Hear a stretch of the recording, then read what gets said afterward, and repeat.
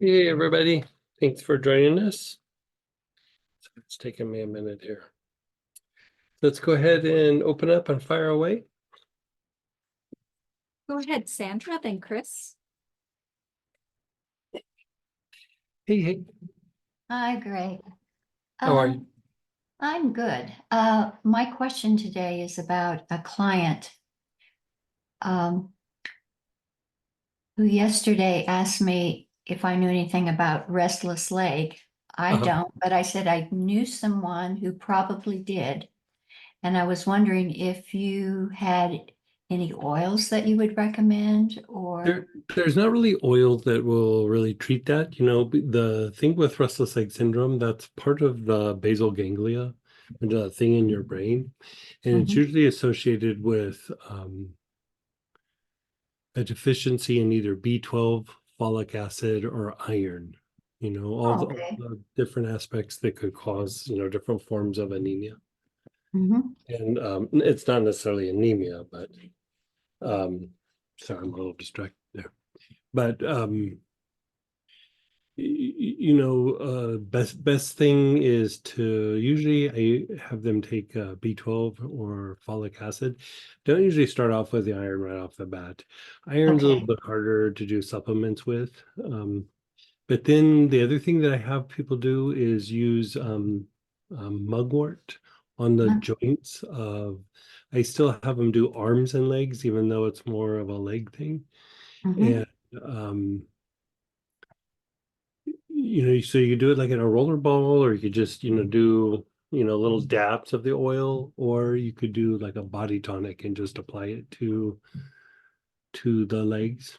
If you look at it from an energetic point of view, restless leg syndrome is there's blockages in the legs. So, sometimes the low back and pelvis, but it's mostly in the legs.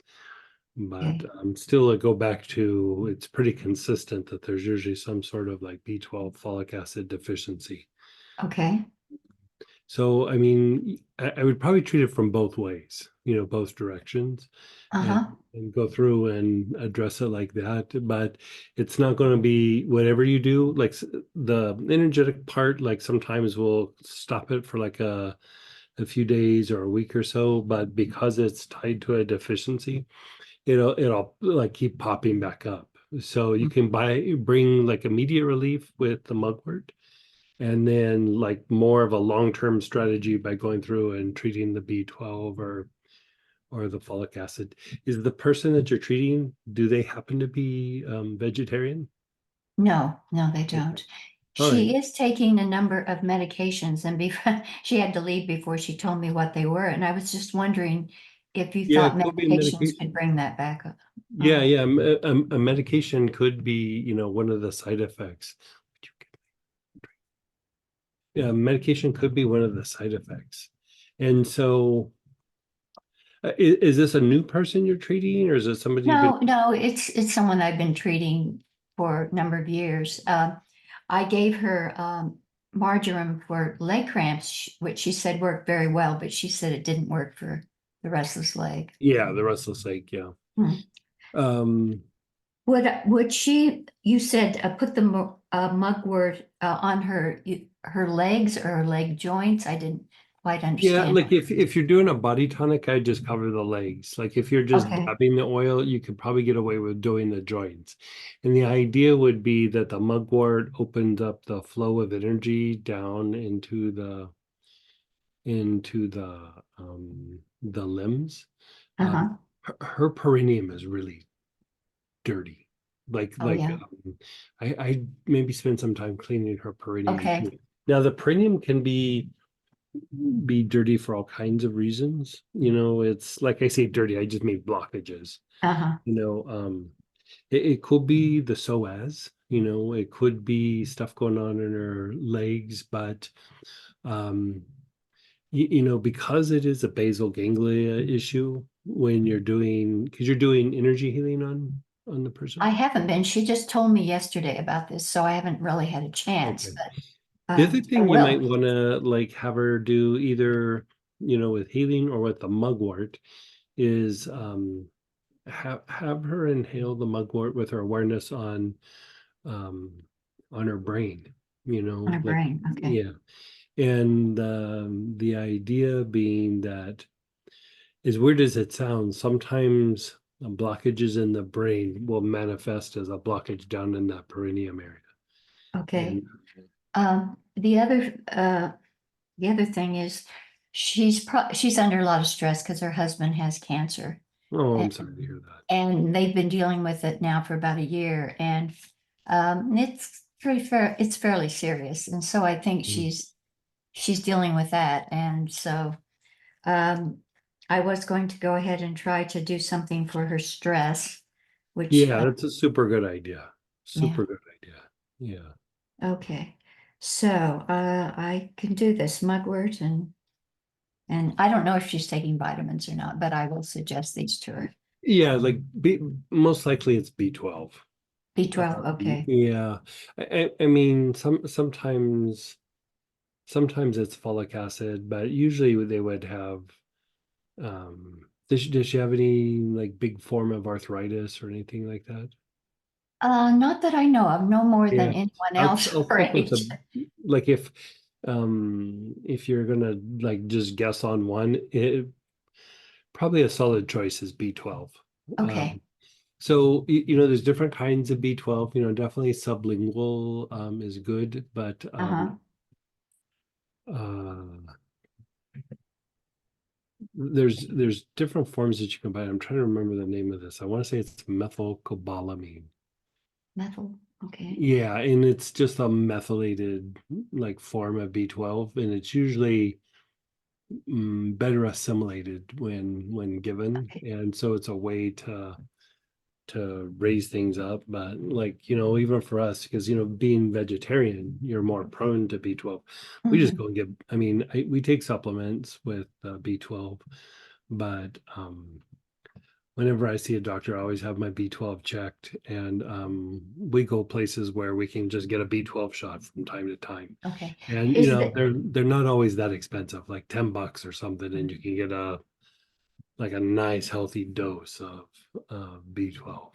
is it B12 which we lose the ability to assimilate it? I know there's one Well, some vitamin people just that can't assimilate it sometimes, okay. and so yeah. I mean, people can have that issue with anything that goes on down in the gut, and Mhm. so yeah. I mean, have her start with a supplement, but I mean, the B12, even if it's not the issue, will make her feel a little bit better. But between the mugwort and the B12, it probably will help. Okay. All right. Thank you so You're much. so welcome. Keep me posted. If it doesn't work, we'll come up with something different. Okay. Thank you. But that's usually where I start with it. Okay. Thanks. Yeah. And go ahead, Chris, then Barbara. Hey, Chris. Thanks, Sam. Hey, Greg. Hey, Hey, hey. I'm working with this client, and her breathing is flipped. It's getting better, although she's stuck with so many medications, for asthma and Mhm. um you name it. So Antibiotics. when you say flipped, like what does that mean? It's like paradoxical Oh, breathing. So paradoxical. Okay. yeah, so I found that a video in YouTube that Mhm. you guys had cut, and she's been doing that with the hyssop. And just wondering how else I could supplement the healing for that in terms of oils and pH and maybe some stacking So protocols. is that improving or is that staying It about the is, same? yeah, Okay. slowly. The other thing that you can do is it's not shortness of breath, but sometimes I treat it like shortness of breath. Like I still have them do the hyssop, but there's Uh-huh. a couple of different oils that can help with shortness of breath. Even lavender will have an impact. Tarragon would have an impact, but the one that I usually use, tarragon internally can be helpful, but caraway. It's a little, Oh, thing that you don't really think about. It's usually used for, a handful of digestive things, and that's about it. But it's really good for treating shortness of breath related issues. And Okay. so I usually try one of those, and there's, And this is in the site. yeah, and it's super cheap. It's nothing crazy. I mean, it's I want to say maybe coriander. I was just actually looking at that the other day. Korea. Oh, that I have. Yeah, like let me look up. It has an allergy component too, Yeah, because it yeah. really acted up when they were traveling Midwest.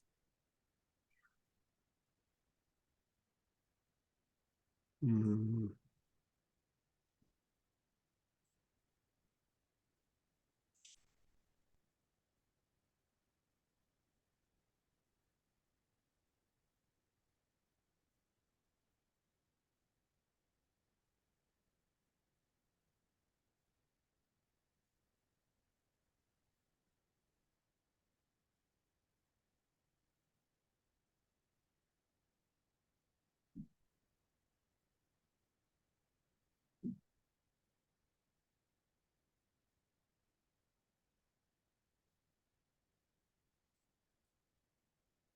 Yeah, you might be able to use the coriander. Like I usually use the caraway, but you can start Okay. with the things that you have, the lavender, tarragon, um, uh, coriander, and if not, maybe try the caraway. But yeah, um, Taken internally, inhalation. right?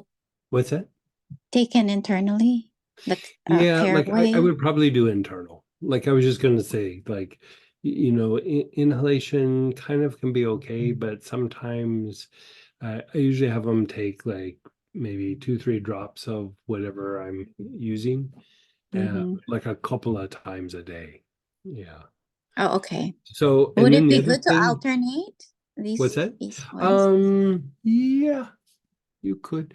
Um, Yeah, I mean, sometimes alternating, you can find the one that's going to work best for a person.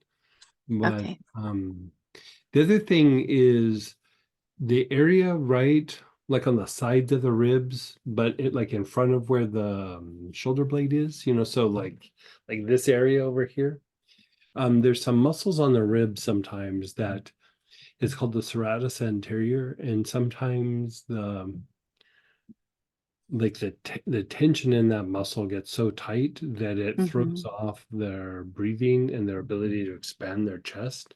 And it Mm-hmm. doesn't necessarily cause paradoxical breathing, but sometimes when you're trying to unwind mm, the breath like that, where you're dealing with something like paradoxical breathing or asthma, I like to look at the skeletal muscles that are involved in elevating the rib cage, because be it that it's paradoxical breathing or asthma or like a really bad cold and flu, or they had a bout of bronchitis or pneumonia, those muscles had to work extra hard to breathe and elevate the rib cage and expand the rib cage. And so when you start evaluating those areas, usually have a little bit of of an issue. It's like they exercised way harder than they're used to, kind of. And Mm-hmm. one's like a muscle right up in here, like it's a very deep muscle called the pectoralis minor. It's this little thin muscle that comes across, but one of the big ones is the one on the side of the rib cage, and then just the neck muscles that you're aware of. So Okay. yeah, And then in terms of pH, right? What can I'll I just do aside get in from and work the diaphragm. Yeah, like diaphragm? Okay. yeah, Okay. yeah. Thank you. One more, please. Mhm. Someone who has occasional night terrors. It's stemming from childhood trauma. Any oil that would be So, like, first off, how old is this person? Like, they're mm, an adult, like, adult? Yeah, okay, adult. Yeah. And have they had work done with the traumas and things from the past, or You mean like a psychiatrist type of? no, just any sort of healing stuff that's been done? Oh, yes. Yeah. Okay. Hmm. And how often is this happening? That I don't know. Um, maybe intensely every month, like something would trigger it. Okay. Could So be a every situation at work or okay. So every month. So is it a female or a male? female. And what is their age? Mid-50s, I think. Okay. So all right. So that could cross a few things off. Um,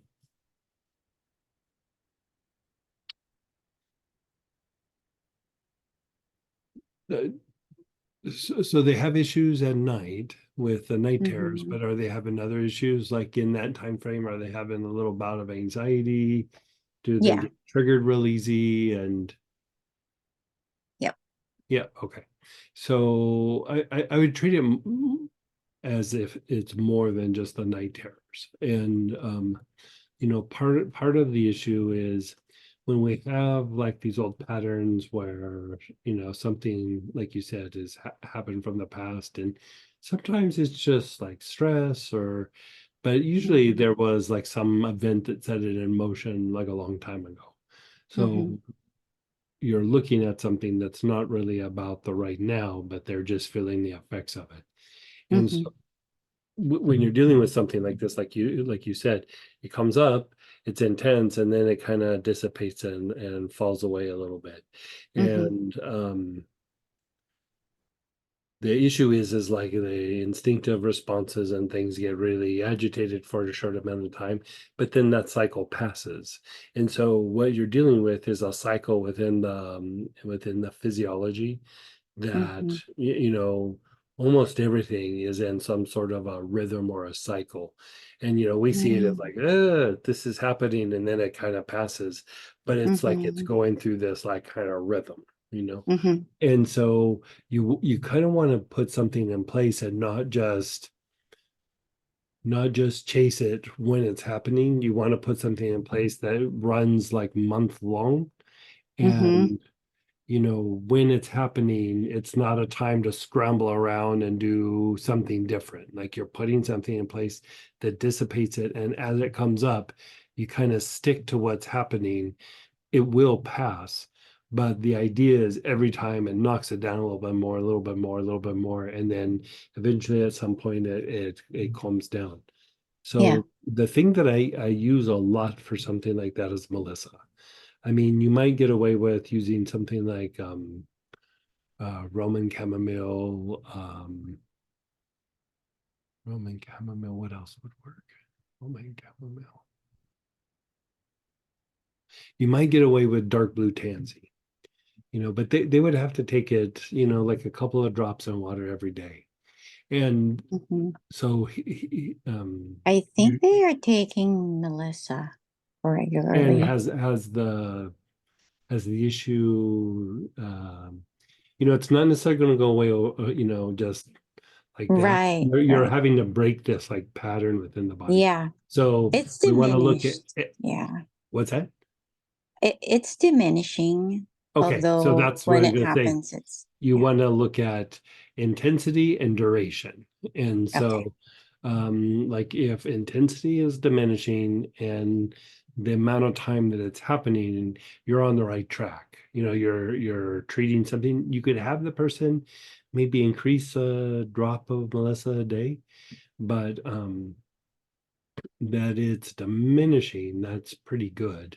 The thing that you would want to also look at is a lot of times when they get close to that, in that time frame, the soles of the feet, the perineum, the joints of the arms and legs, and the jaws all like really overactivate.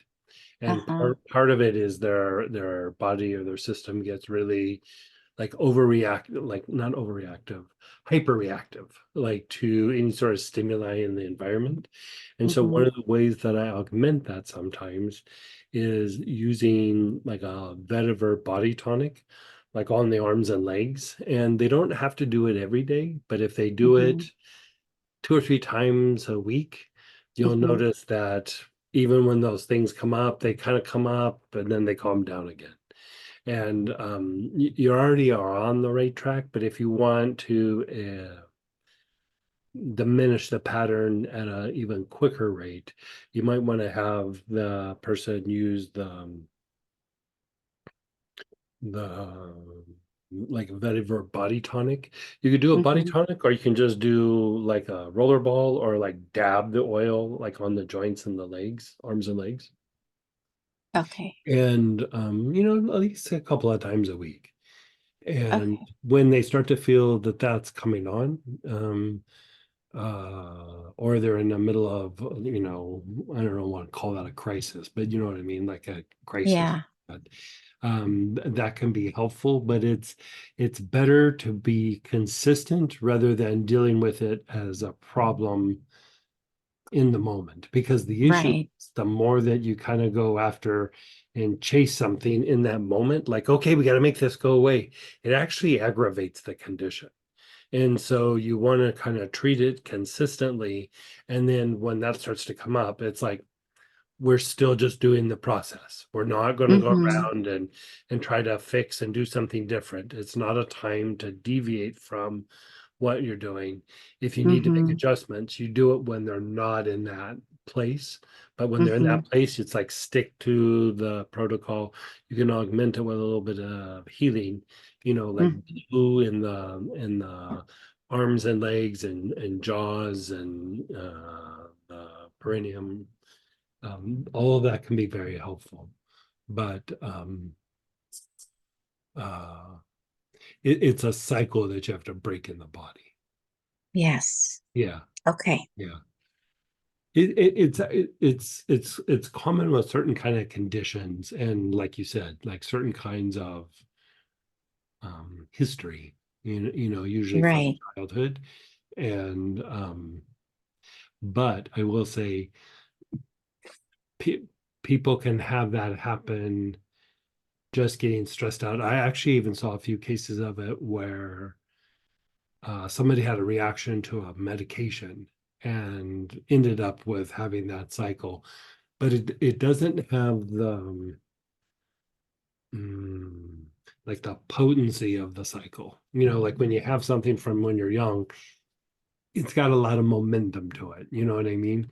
Where Mhm. when it's like a medication, or maybe a response to like a really bad allergic reaction or something of that nature, then um, it's there, but it's easier to break up because it doesn't have the years of doing that process. Right.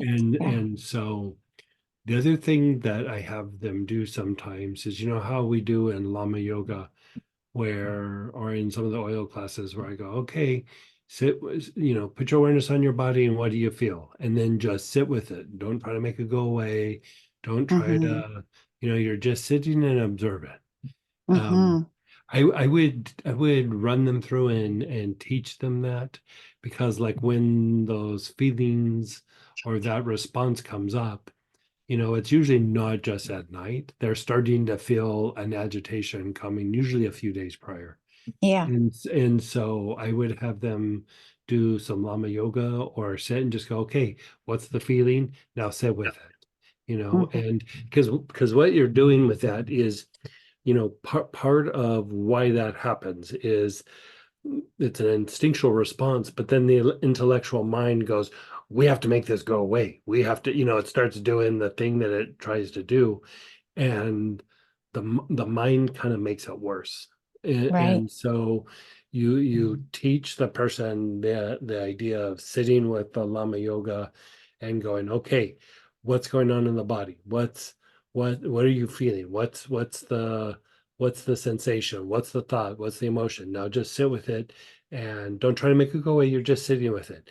You're training the intellect to be non-reactive, and you start to shift into more of that intuitive part of the mind, and the intuition is what brings order to the situation, not the intellect. The intellect will maintain something. So what happens is when that issue comes up and they start getting, like agitated and frustrated, if the mind gets too engaged in that, the mind will begin maintaining that. Like it's Right. like, okay, I'm in crisis. And then the mind goes, well, this is what we do now, and just maintains it. So you have to like literally kind of like pull them out of being too like mental, analytical, like intellectual about it. Like in Buddhism, I remember I was talking this out one time with a lama, and he was saying anxiety is just lack of awareness. And it's a simple way to say something, but the awareness, what he was saying, because they use the terminology a little bit different, is he was basically saying they're too in the intellectual mind and they're not in intuition, and they're not sitting with what's coming up. They're reacting and trying to make it go away. Right. And so it's that saying of, the more you allow something to be, the less it controls you. It doesn't control you. Absolutely. And so I would just, spend time doing it. And, if I ever have somebody that I'm maybe doing a session with and they're in the middle of that, I even put like my crystal down. I stop moving my hands and I go, let's do like this Lama yoga thing where you sit with your awareness on your body and you go through and you do that process. And the thing that's really nice about that is it diminishes the tendency, but the person also walks away feeling empowered. Like they're like, Right. wow, there's something I can do about this. Because, of course they want to make it go away. Who doesn't? Like everybody wants to make feeling crappy go away. That's a natural tendency. It's just a lot of times we reach for the toolbox that we've been taught or that we think is going to work, and you just got to teach them a new way to use one of their tools. Is really all it is. And so I would spend time just running them through that. Perfect. Yeah, Thank you so you're much. so welcome. Appreciate you. You're so welcome. Thank you for the Tell class. Chris hi. I still have to catch up on last weekend's class, but amazing kid. Yeah, we're gonna do the study thing tomorrow night, but Mother's Day weekend we're gonna do another Saturday of uh, like a more protocol. So we'll practice the technique, and then the technique you just go through and pick out what oil is appropriate, or but the Nice. process is the process. So Oh, I do have a question. sure, You know fire. how you mentioned I was only able to listen to the first couple hours, but you mentioned there was an after kit. Is that something that we would want to get along with the No, the main after kit? kit, we can only make, I think we only made like 50 or 60 at first. The after kit is just after we ran out of those, we said the after kit is we can still get the kit, but we just couldn't get it to you by class time. Oh, And so okay. the after I kit thought it is was supplement. no, Okay. no, that is the master kit. Like, unless I go on some creative binge and create a bunch, which you never know. Hey, why not? Right. That is the master kit. And so the after the class kit is just for the ones that didn't get that first wave. Like That first- we're almost done with that, and we'll be shipping it out for people. So it was such a good, for the price it was and everything. We just wanted to make it available. It just because it had so many blends in it, it took a lot of resources and a lot of time. It takes me Oh, I about a bet. week to make that kit. Yeah, Oh, I believe it. yeah. So Thank you again. you're so welcome. Tell Chris hi. I will. Thank you. And then go ahead, Barbara, then Lolly. Hey, Miss Barbara. Hey there. Yes, thank you for that class this weekend. And I'm want to follow up on something you mentioned to me a couple weeks ago about Mhm. a treatment for the Mingmen. Okay. And I'm not sure my notes are clear enough. You had suggested using green healer and then orange healer with awareness on the Mingmen and the basic. Mhm. And I'm not sure from my notes, those are separate, the Mingmen first and then the basic, or together? I would probably, I mean, My notes weren't clear. yeah, you can go back and forth. I probably wasn't super clear about which one to do first, because the reason I say that is, if the Mingmen's really congested, you treat the Mingmen first. If it's just fluctuating all the time, I would treat the basic first. If you're not sure, I usually start with the Mingmen. Because what I'll do is go Mingmen basic and then go back and just check on the Mingmen. And if it needs a little bit, because sometimes when you're breaking stuff up in the basic, the Mingmen will start grabbing it and transmuting it because that's what it does. But if it's really congested, you got to clean it up a little bit. One of the things that after we had talked about that, I started thinking about it, and I would stick with that, but I After would the experience I had Sunday or after 2 weeks ago when I first? after 2 weeks ago, Okay. in the moment, I'll like, I think that night I was like, oh, I should have said this to Barbara, like one extra little piece, and then I have the mind of a German Shepherd. I sleep and then I forget, and uh I would actually do a little bit of a thing with the people, active situations, and past events with the environment. Because if you look at the nature of the Mingmen is raising the vibration of the body. And so when you have an issue where the Mingmen is overactivating, it could be transmuting things in the basic, it could be things in the arms and legs.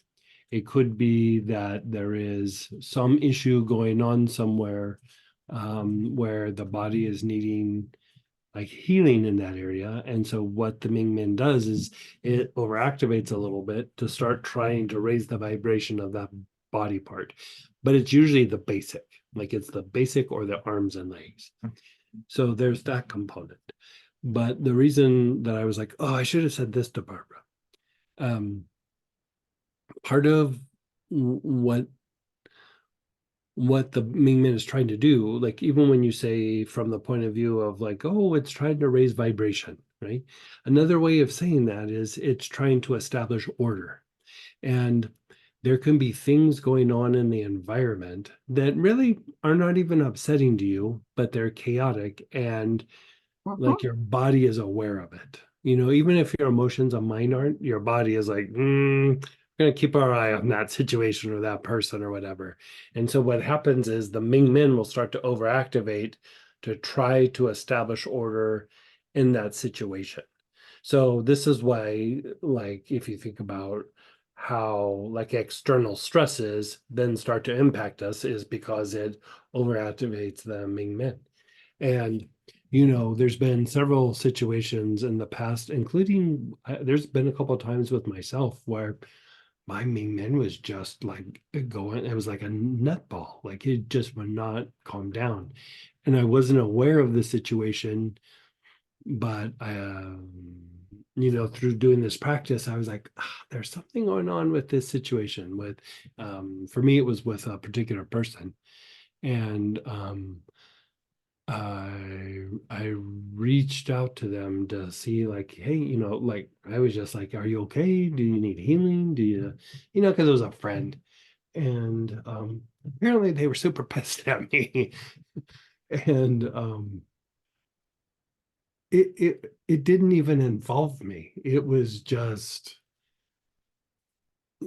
some, people were there talking and they had made some assumptions and come to these weird conclusions. And, so I had a conversation with them and I was like, that's all, it's all, I said very politely, but I was like, that's all in your head. That's not what happened, or what's going on or whatever.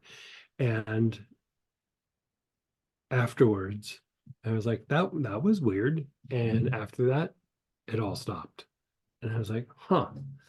And so over the years, I've used that for treating people when the Mingmen gets a little like funky and you just you can't get it.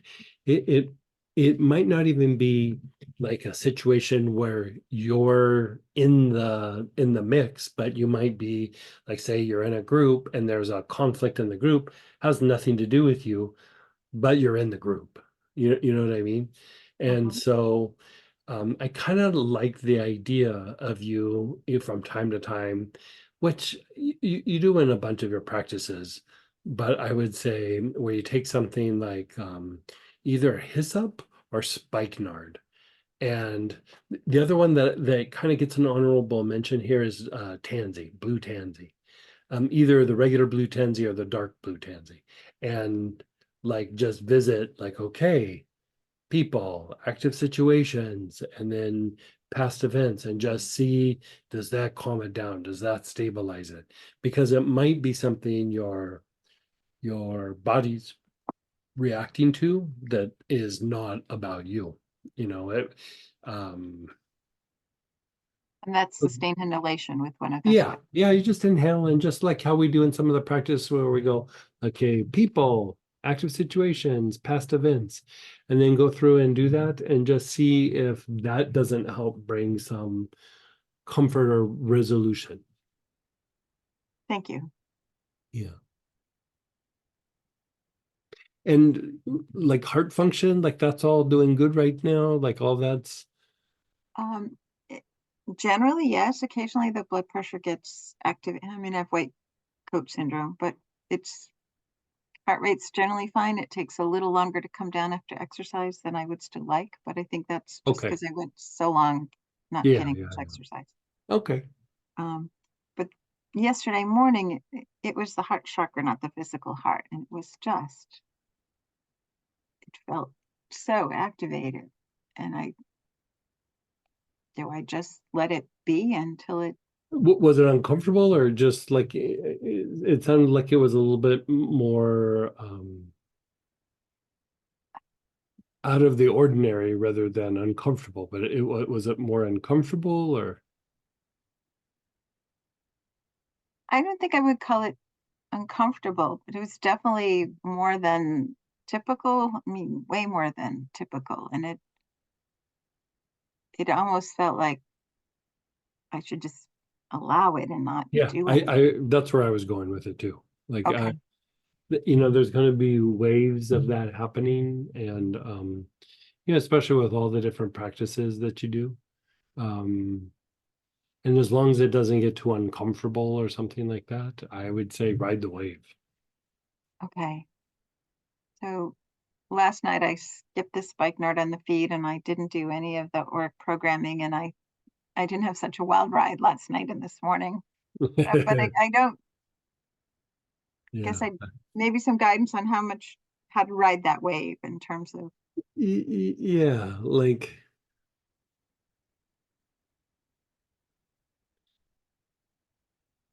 I would say, like at first when I've had experiences like that, uh,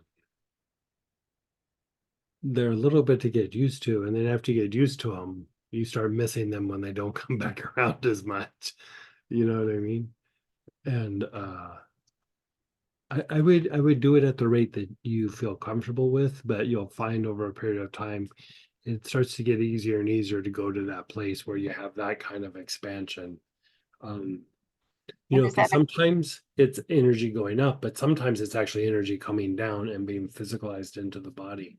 And so I I don't know that find, I can tell the difference often. I mean, sometimes I'm quite warm and sometimes I'm cool, but other than yeah. that, I don't really know. Well, the one incident that I think we're talking about right now, it looks like energy coming down. Um, and Okay. so that is a lot of expansion in the body, in the form. And I find that that one is a little bit more intense than the one going up. Mhm. and the body afterwards can be a little bit congested. And so I'd say, like, after you have an experience like that, just decongest a little bit. Pull out some health rays or some helichrysum or sandalwood or something and spray down, or take a bath or something. And it usually helps to integrate more. The tendency is that the arms and legs and the spine will get congested, and the more that it happens, the brain will start getting congested, because Mhm. the downpour becomes so significant that at first it's just hitting the body, but eventually it actually starts to congest the brain. And so, yeah, just clean up the brain a little bit. It doesn't have to be anything crazy, like even inhaling something like helichrysum, probably 2 or 3 minutes and you're good. It's not like it's a crazy like cleanup thing. Okay. Yeah. With the Buddhist practices and things that you do, it's probably good to visit the brain from time to time anyway. I mean, it doesn't have to be daily, but like, once or twice a week, just check in, like, let's decongest, let's see what's going on. So, pick one of those oils, just inhale it on the brain. And And that's it? Just awareness on yeah, the brain with one of those yep, oils? That's what you mean by yep, decongesting? yep, Okay. yep, yeah, Okay. yeah. And I inferring from something you said earlier that it eventually the body acclimates to this a Yes, bit? yes, Okay. yeah. Okay. Yeah. It sometimes it acclimates, and then you start getting used to it, and then you start going, well, when's it gonna happen again? You know. Trying not to go there. Afraid to Yeah, be well, there. give it time. Yeah, yeah, Thank you so much. yeah, yeah. You're so welcome. Go ahead, Lolly, Hey, then Troy. Lolly. Hey, how are you? I'm doing good. How about Um, you? I'm good. Okay, let's see where are my questions. Okay. Let's go back to something I asked last week about using oils for kids and for babies. Okay. So we went over like all the list of things. Give me 1 second. Sorry, I had it in front of me. Okay. So what I'm wondering about is what about fever? Like what would you use? Would Chamomile. you Give do them the chamomile. Yeah. chamomile for Yeah. fever? Roman Okay. chamomile. Like, just you can do, with a child, like what I'll do sometimes is, like, I'll take a cup and I'll, put a drop in with some water, and then I just give them like a spoonful. I don't give them the whole cup. And then you just stick it in the fridge, and over, the day, you keep giving them a spoonful or two. Or put a drop in some, for a fever, it might be a good idea to put it in like a little bit of like alcohol. Like, you could use vodka, but like even rubbing alcohol, I don't like to use rubbing alcohol very much, but putting a drop in that, shaking it up, and then rubbing it a little bit on the body. Rubbing alcohol is like one of the ways they used to break fevers. And so, back in the old days, like if somebody had a fever, they would do an alcohol rub on the body, and then they'd put them in bed, and it was a way to break the fever. And so I kind of like the idea of that. It doesn't have to be rubbing alcohol, because I don't really like the way rubbing alcohol feels on the body, um, Mm-hmm. but you can just use some vodka or What something. if I use and oh, but you want the alcohol, so you want the vodka Yeah, as the opposed to alcohol, like like, jojoba or oil. yeah, usually for a child, I'd say use witch hazel. Like, witch hazel is Oh, okay. like Okay, a yeah, yeah, gentler choice, but for the fever, the yeah. witch hazel probably, I mean, you could Not try good it. idea. And then if it doesn't work, you can give it 15-20 minutes and then do it again. But and then again, always start with the arms and legs before you do Yeah. like a torso. And you don't need to do the neck and face. Just hit the torso and the legs, arms. So then, okay. So even if I'm not using, because it's again, it's not for me. So it's basically from sister. So Mhm. internally, it's probably not gonna happen because Yeah, um. most people don't. Yeah, yeah. So, but it's okay, that's easier. Now, what about if it's a bit, well, the thing is that it's not only its fever, it's an ongoing thing. Like, he's a year old, he's been having fevers since he was 3 weeks old. every few weeks or so. Okay. So that is so they call that there's a name for it. yeah, there's a exactly. I found what was it? A recurring fever syndrome. Yeah. I think in those days Uh, we used to just call it intermittent like fevers or something. So and that is actually a liver issue. And so I would here you could use witch hazel or you could use lotion, but a drop or two of thyme and linalool in the mix, and then again just rub it on the arms and legs. But I would do that daily. If and if they want to do a drop in their bath, they could do that as well. You know, thyme linalool is but really that's with the timeline now. yeah. Other times, thyme linalool and thyme thuyinol are very gentle. Other times would be a little too harsh for the baby.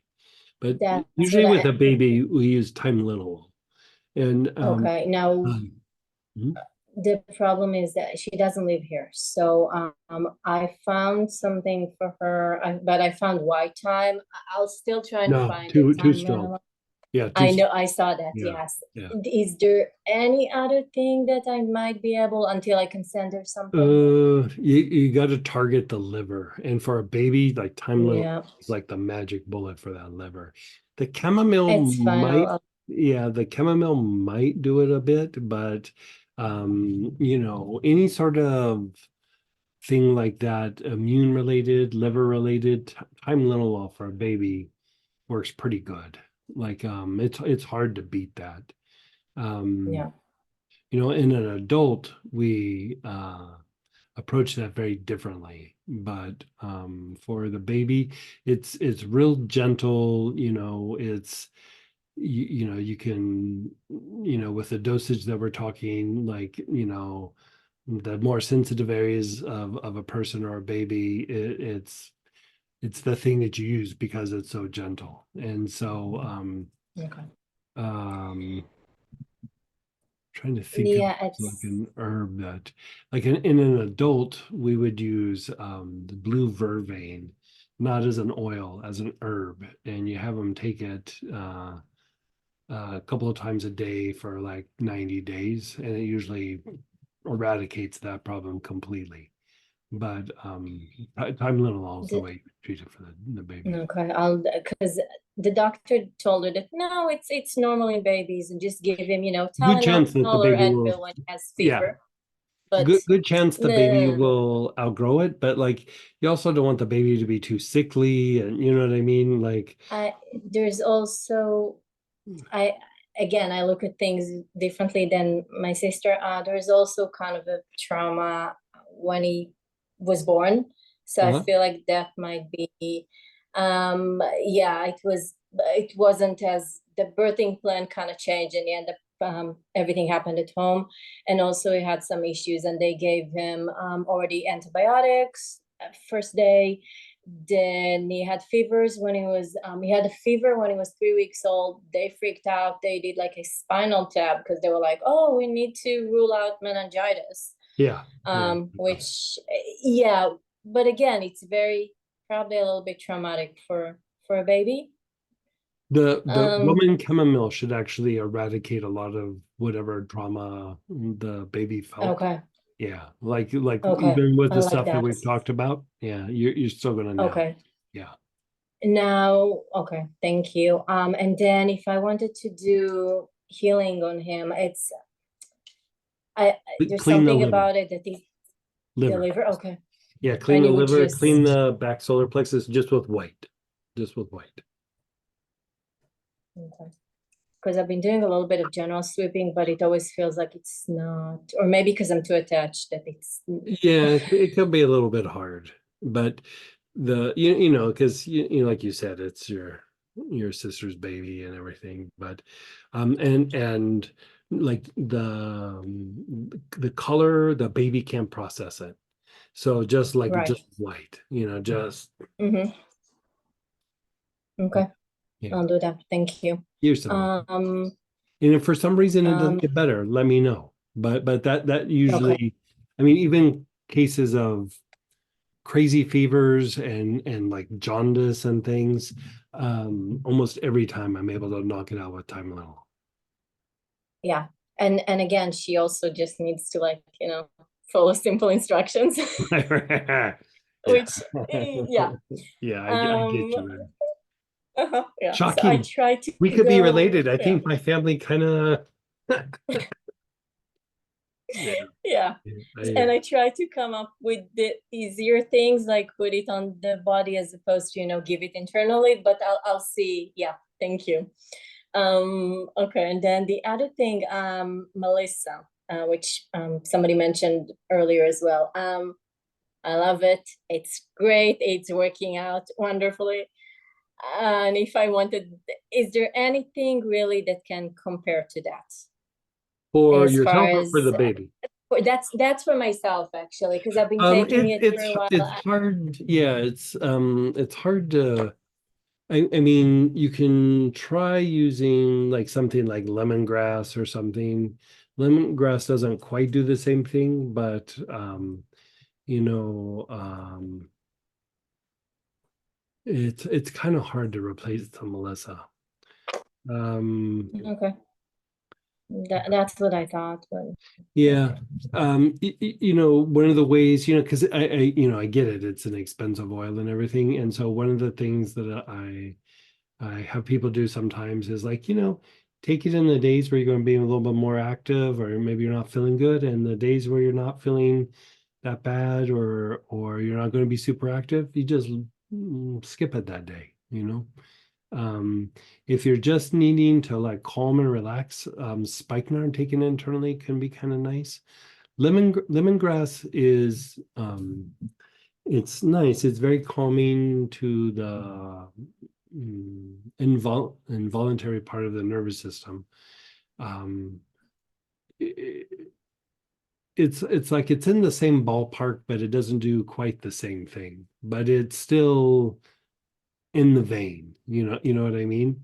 And yeah, so you might find a and little it's regiment that or regime that you kind of rotate some of them out. And so try, maybe rotating some spikenard in there and some lemongrass in there, and then you can stretch out the use of the Melissa. yeah. I mean, I'm trying realistically with the Melissa. It feels like it's doing something that I like. It's helping in a way that I didn't even realize that I Yeah, needed. yeah. Like I'm like, oh, I'm fine, and I started You taking take it that. and I'm you're like, like, oh wow, so yeah, yeah, that's what it's apparently I supposed to wasn't do. fine. Right, Yeah. right. And then days that something is really feels off, I take it again, and I'm like, oh, and now I feel so much better. Yeah, yeah. So and I also like that it can be beneficial for the immune system. So I'm like, oh, Mhm. then I'm saving another oil. And So another thing that you could kind of mix in there as I'm like thinking this out is again, it doesn't quite do the same thing, but like you said, you kind of shift when you use the Melissa, and then you're aware that like, hey, there's things going on that you weren't even aware of before.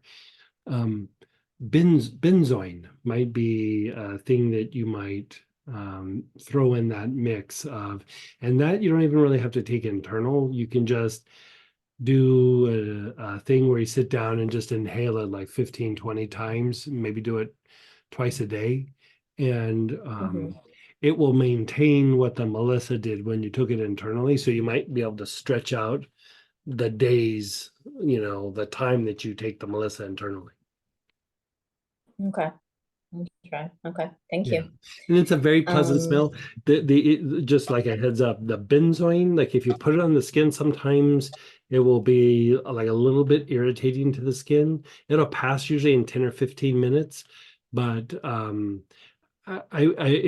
if you put it directly on the body, just mix it with a little tiny bit of like lotion or some sort of oil, yeah. or I can put it in a roller ball for you, or make a roller ball or Okay. something. Yeah, Yeah. yeah. Okay. It's good to know because I'm super sensitive. So Yeah, okay. yeah. Thank you. The thing that I would say about benzoin is, how like sometimes you're at work or you're around people and there's just like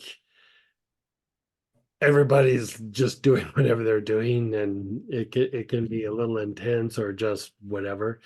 benzoin helps put like distance between you and the situation where you're just like, okay, that's their stuff. Like not mine. Like, you know, Okay. it's just, Mhm. and sometimes what Melissa is doing is unwinding the effects of, you know, it's doing many things.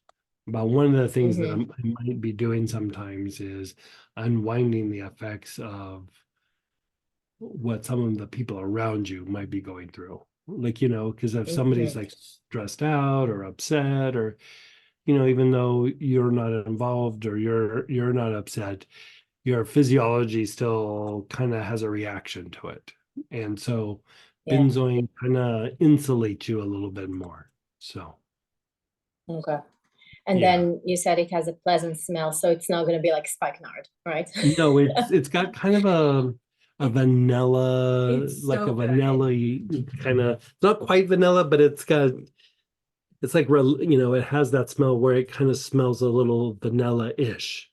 And so it's Okay. still a heavy note, but you know, spikenard is, I mean, I love the smell of spikenard, but I would say it's Oh an God. acquired taste. Like, you know what I mean? It's Yes. you might love it, but the people around you might not love it. And so Uh-huh. benzoin Yeah. doesn't work that way.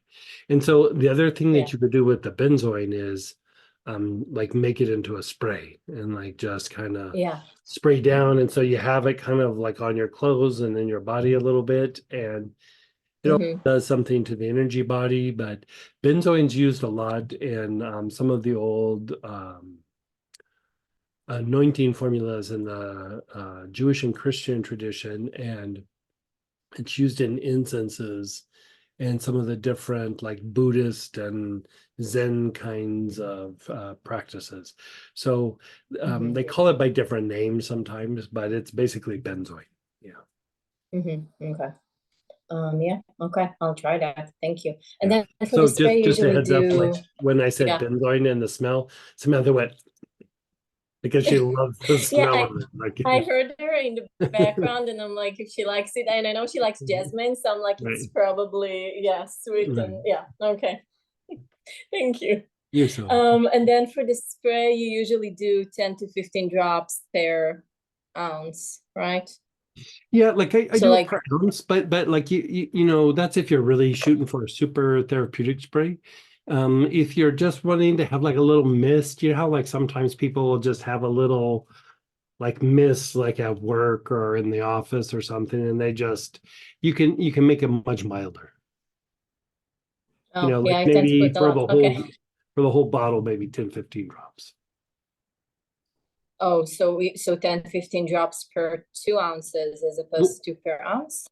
like if I'm making a really super therapeutic spray, I actually do 20, 25 drops per ounce of alcohol.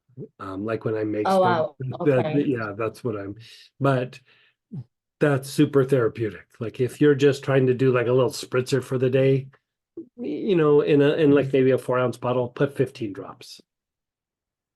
Okay. Yeah. And then so and then when I'm doing a spray for for cleansing, for let's say if I'm doing roux or if I'm doing whatever Mhm. it may be for for healing purposes, then would you go 10 to 15 drops per ounce, or would you go like Yeah, a I would go a little therapeutic? stronger. Like in, you know, you don't want to go super strong just because the like if you make it super strong, it'll start to clog up the spray. Like, you know, Yes. the spray, you know, even if you get fancy ones and nice ones, I've tried them all, they still Yes. get clogged. So Mm-hmm. I would say, you know, like maybe 10, 15 drops per ounce for like a like Oh, roof so cutting stuff. Like, you know, you spray it down. mm-hmm.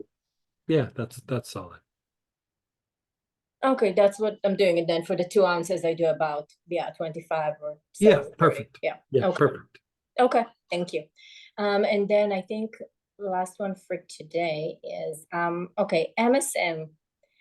I know you put that in a couple of the body tonics. I think Mhm. showed up in someplace else on your website. What can I, because I don't think I really understand what it's supposed to do, and also I don't really understand how it ties in with with the oils. I've used that as a there I'm supplement before. Yeah. yeah, it's a supplement, and so there I'm using it to augment whatever I'm trying to do with the oils. And so it has a bit of a cleansing effect, a little bit of a detoxifying effect. Like you would use it, people use it internally, but also topically, you would use it to treat things like arthritis or pain issues. And so, putting that in with the essential oils just augments wherever you're using it. But also, like in like a spray or something, it has just a little bit of a deeper cleansing effect. It's in the sulfur family, and so Right. the sulfur is very good for bringing in light. And so I use ionic sulfur in some things as well, so it doesn't have the sulfur smell, but it's usually like to Mhm. increase the light of something. Yeah. And that's why you liked it for the skin as well. Mhm. Okay. Well, sulfur is incredibly good for the skin. Like I mean, Yeah. like eczemas and things where it's just not responding to anything, fungal infections, anything like that, you put sulfur on it, and usually it will resolve it in a short amount of time. And so yeah, like we were even looking at one point, I kind of dropped it, but we were looking at getting sulfur ointment and then mixing it with essential oils. I couldn't find a great source for the sulfur ointment and quantity. Mm-hmm. I can find little bottles, but I couldn't find like a big bottle so I could keep the price down. But Yeah. it works good for um, uh, And so, and then another question related to the MSM is somebody mentioned that actually my chiropractor mentioned that it's not really beneficial for the kidneys. Like it can create some issues with the kidneys, and I'm wondering if that's that's usually correct. through supplementation. Yeah. Yeah. Okay. Internal. Yeah. Okay, but then on the body it would have obviously a It's different not effect. been my experience. No. Okay. Okay, I think that's, and then I have some other questions related to the class, but I'll wait until tomorrow. So yeah. Okay. Okay. Thank you so much. Good talking. And go ahead, Cynthia, then Ralph. Hey, Cynthia.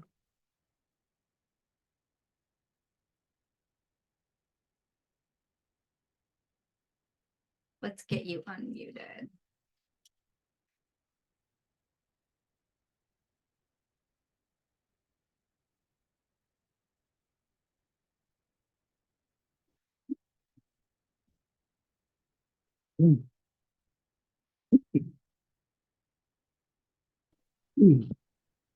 I think this is gonna be better. You I got think it. it was, Yeah. the computer was fussing that you were recording it, kind of like, hello, it's gonna be recorded. So I saw Joyce today and Joyce Bates, and we were talking about last weekend's class. We were talking about the kid, and she was discussing with me this coming weekend or a coming up weekend when you're doing respiratory. Is Mhm. it, I told her I thought you were using this larger kit for several different classes, that had been Or what I is it- thought was my understanding. It's a different kit. Okay, Yeah. so she should get that versus the bigger kit? Yeah. Like it's a master kit, but for respiratory functions. Okay, And so yeah. So it would All be right. So that'd be a better one for her. yeah. Great. She had texted you, but I had her text Sam today, because she was worried about whether she would get the kit. Oh, In yeah, time, or I've whatever. been bottling all day, so I haven't checked Yeah. my stuff. Well, Sam probably knows that the text came in. No, I don't check my phone very much. Oh, either. Okay, But well, we I do told her check to it. text Sam. I said, now Greg says he only checks those now and then, maybe once a week, so. I do check You'll mine all see the that, Sam. time. Well, Okay, thank you. You're so welcome.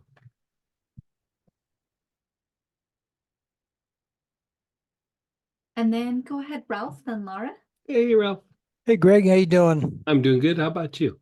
I'm doing pretty good. This class on May 4th. Yes. Tell me a little bit about it. So the thing on May 4th is, Intuition and how, healing the past. Mhm. You know how we in the auric programming class we went through and worked the quadrants, and we did that part with the brain, the spine, and then releasing it down in the earth to set the pattern. Yep. And then I said, well, there's this other piece that is about going up. The intuition and healing the past is about that. And Mhm. it's basically the like behavioral components of how we interact with the environment, and then move that energy up basically to let the soul do like take better control of what's happening. And so there we're using not so much like, oh, anger or trauma or anything like that, but you're using more like what they talk about in Jungian psychology. So you're looking at the persona, and you're looking at, the anima, animus, the male, female aspects within each person. So, a female still has some male aspects, a male still has some female aspects. And so there's that component. There's active imagination. There's, archetypal thinking. There's a symbolic or symbolism kind of processing. And so it's really about like how you process the environment, how you process, how you interact with people, how you interact with active situations, past events, world events, but also just how you interact with your environment in general. And so the auric programming was establishing the pattern and then sending that information down into the earth to bring up the building blocks. And then here it's managing like how you interact with the environment and then sending the energy up. It's like it's the other side of the coin of the auric programming class. Okay. So is this the bang for the buck class for May? Yeah. We're in May, we're doing another auric programming class on the Mother's Day weekend. And then did we decide on which one we were putting? Oh, you know what we're doing in the middle of May is, remember the Sandalphon class from way back when? We're gonna Yeah. do a 2.0 version of that. And then the weekend of Memorial Day, we're going to still just do a 1 day class, and it's going to be another free class. So, Okay. yeah, All right. Okay. Very good. Thank you. you're so welcome. And then go ahead, Laura, then Zakia. Hey, Laura. Hi, Greg. I have the crud, and Yeah, boy. Hey, are you feeling any better after the weekend, or? you know, yes and no. Mhm. It kind of comes and goes. Mhm. And Samantha turned me on to cold snap a couple of years ago, and Oh, yeah. I've been doing that and elderberry cough syrup, and I'd looked up stuff on the website and was gonna, do some galbanum or whatever. One of the things that I've got a pretty sharp pain that comes and goes behind my eye, so I assume it's inflamed sinuses. Could be sinuses. It actually could be the shoulder, like right here, or it also could be the neck. A lot of times when you have an eye issue, be it with a headache or like a sharp stabbing pain, it's actually more like this point right here, or the neck Okay. issue. And so I would actually treat that. Like you could use terebinth, you can use things like marjoram or spikenard or vetiver, something that's somewhat antispasmodic and soothing. It doesn't have to be super aggressive, but like treat the neck and the shoulder, and that should subside quite substantially. Also treat the back of the neck as well. Okay. Yeah. Um, galbanum internally? It might help, but it probably is not going to make it go away. Like galbanum internally is great, but like you wanna, because the thing, like when you're struggling with respiratory things, you have to strain a bunch to get the breath in, and so you actually kind of strain these muscles in your neck, and you strain the trapezius up here, and so that's sometimes why you get even a lot of what people call sinus pains is actually the sternocleidomastoid referring pain up around the eyes and in the ears and all that. It's actually still your neck. Okay. Yeah. Okay, any suggestion for the cough congestion besides what?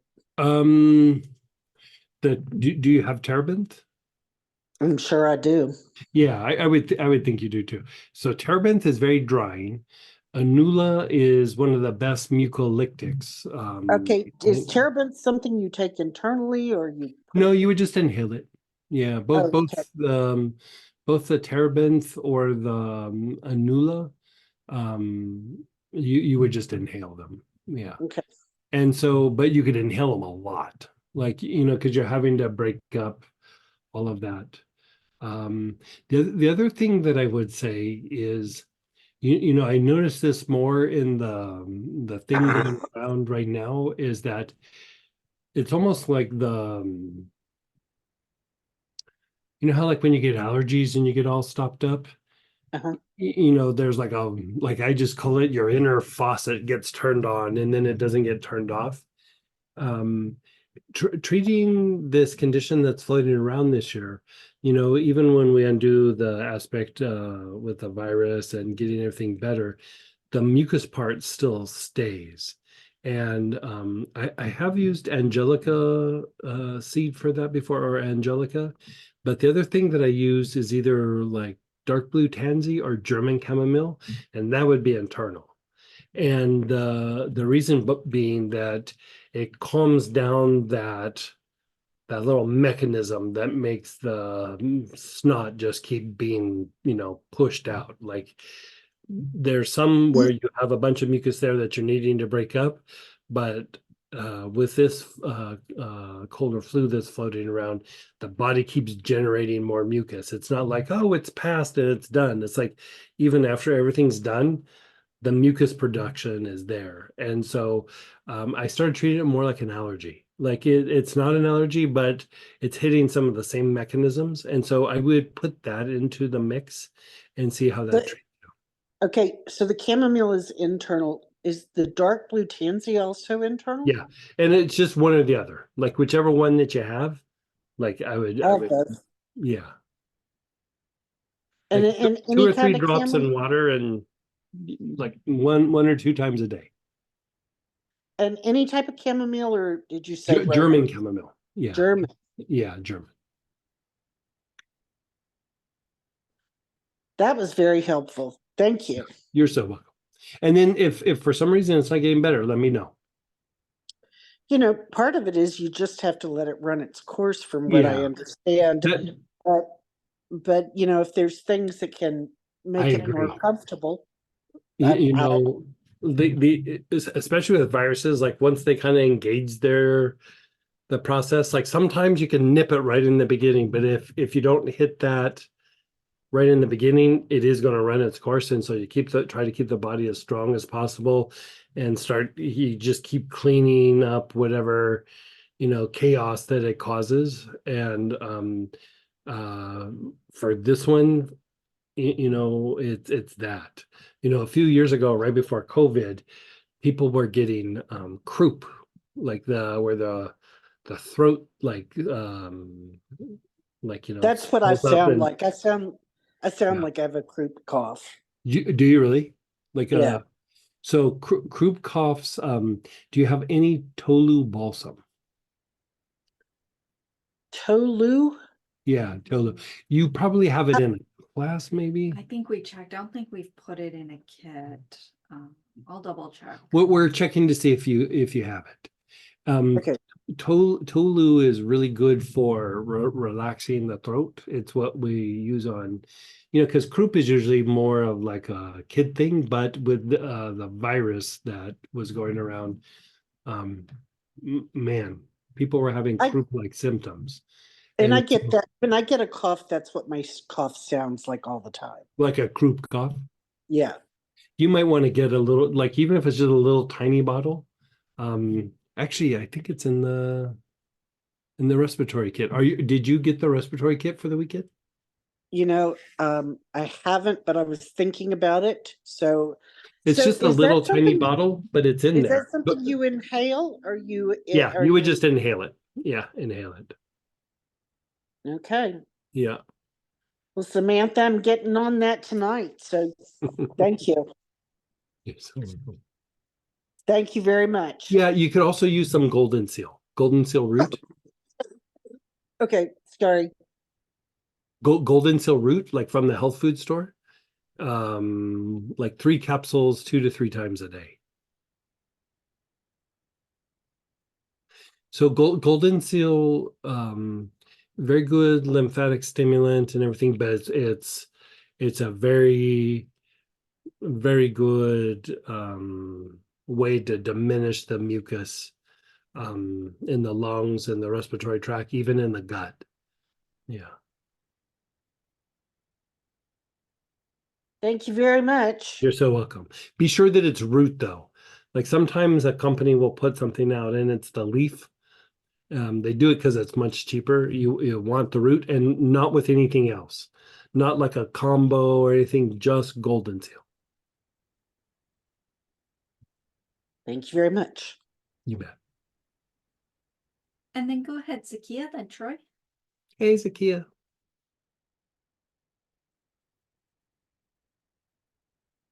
Namaste. How's Hey, everybody? hey. How are you? Good, good. From this weekend's class, you were giving us stacks. Mhm. Could you please give me a stack for Malkia for her degenerative spine and back spasms and migraines and all that stuff? So give me the list of kind of what's going on. She has, Malkia, my sister, she Right, right. has the degenerative spine, the degenerative disc disease and back spasms and the migraine headaches. How long has the migraines been going on? Oh, Like a probably long 30, time. yeah, Yeah, 30, yeah. 20, 30 years. Okay. So let's do the pulmonary stress support. Uh-huh.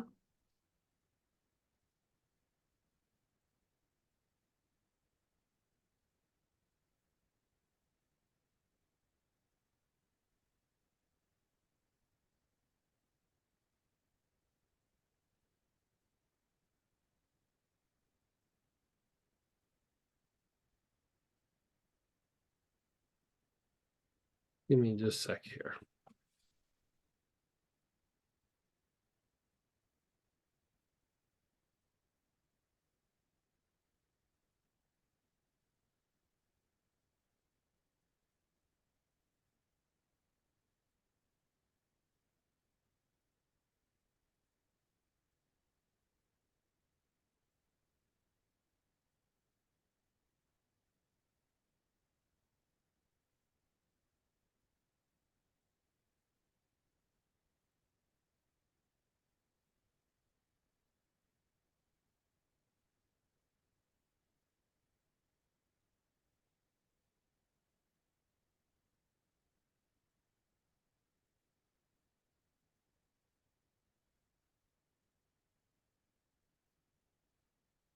The enteric nerve, so the enteric support. Uh-huh.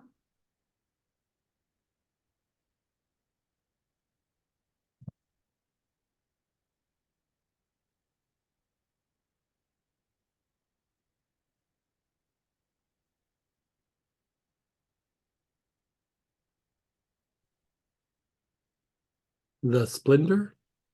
Yes.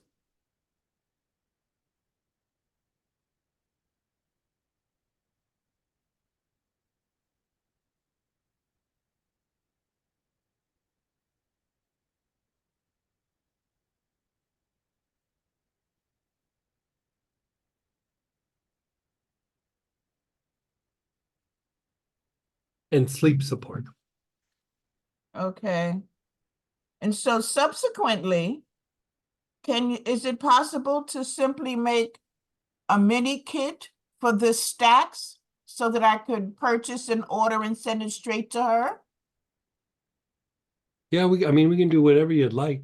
You just want like the 4?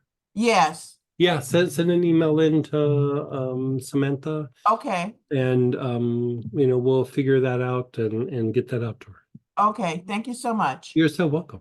And the class this weekend was so phenomenal. It'll take me 6 months for my feet to touch the ground again. Oh my Yes, yes. God.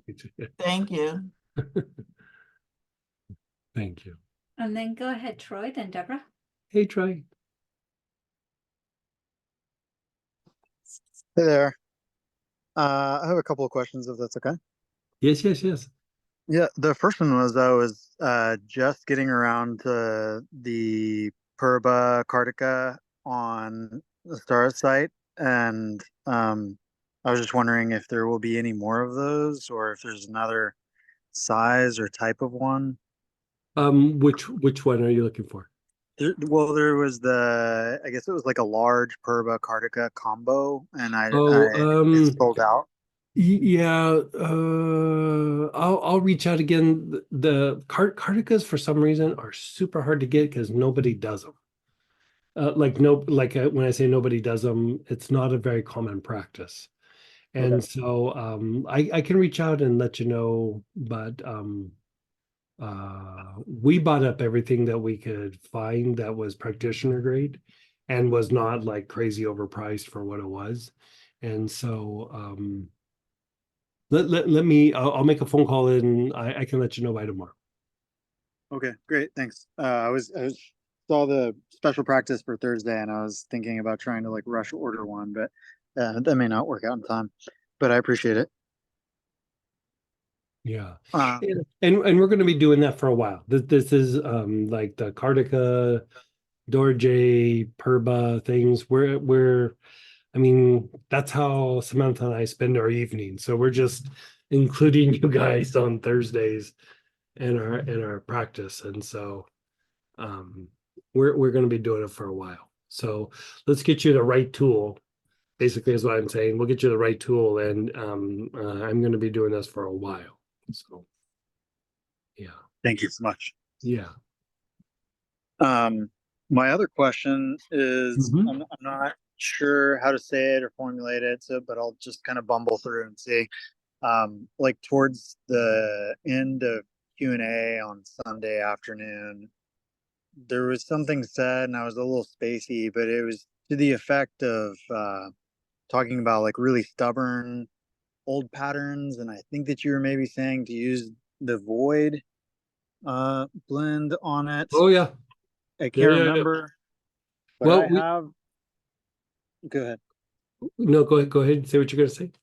I was gonna say I have, of course, like all of us have something like that, but I have just like an old pattern that I just struggled with on and off for so long, and I'm just over it, and not sure like how to approach it or what to do. I'll go like, weeks or months without much of any issue with it, and Mhm. then and then And then it'll just really where's its get my goat ugly? again. Yeah, yeah. And so I heard you talking earlier to someone about, you can't wait until it's that time, or when Mhm. it's flaring up. You gotta break the cycle with like a regular consistent pattern.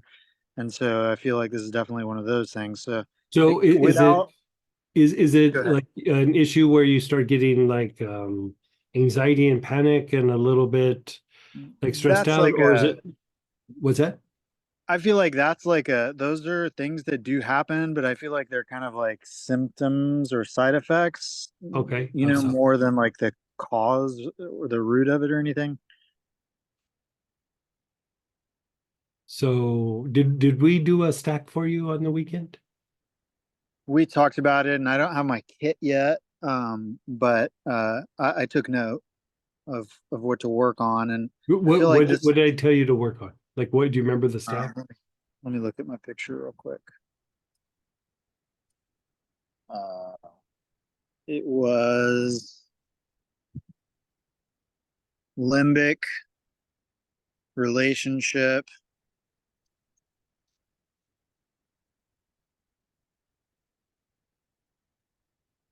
I think you said void, Yeah. and then maybe unconscious. Yeah, unconscious. If you want to add one more thing to it, like I would say stick with that, but if you wanted to add one more thing, assemblage point. Okay. Because even after we talked and like, the class was done, I was like, I should have said assemblage point to Troy. Okay. That's Like in my head, I was shooting for 4, and then afterwards I was like, I don't have to stick to 4.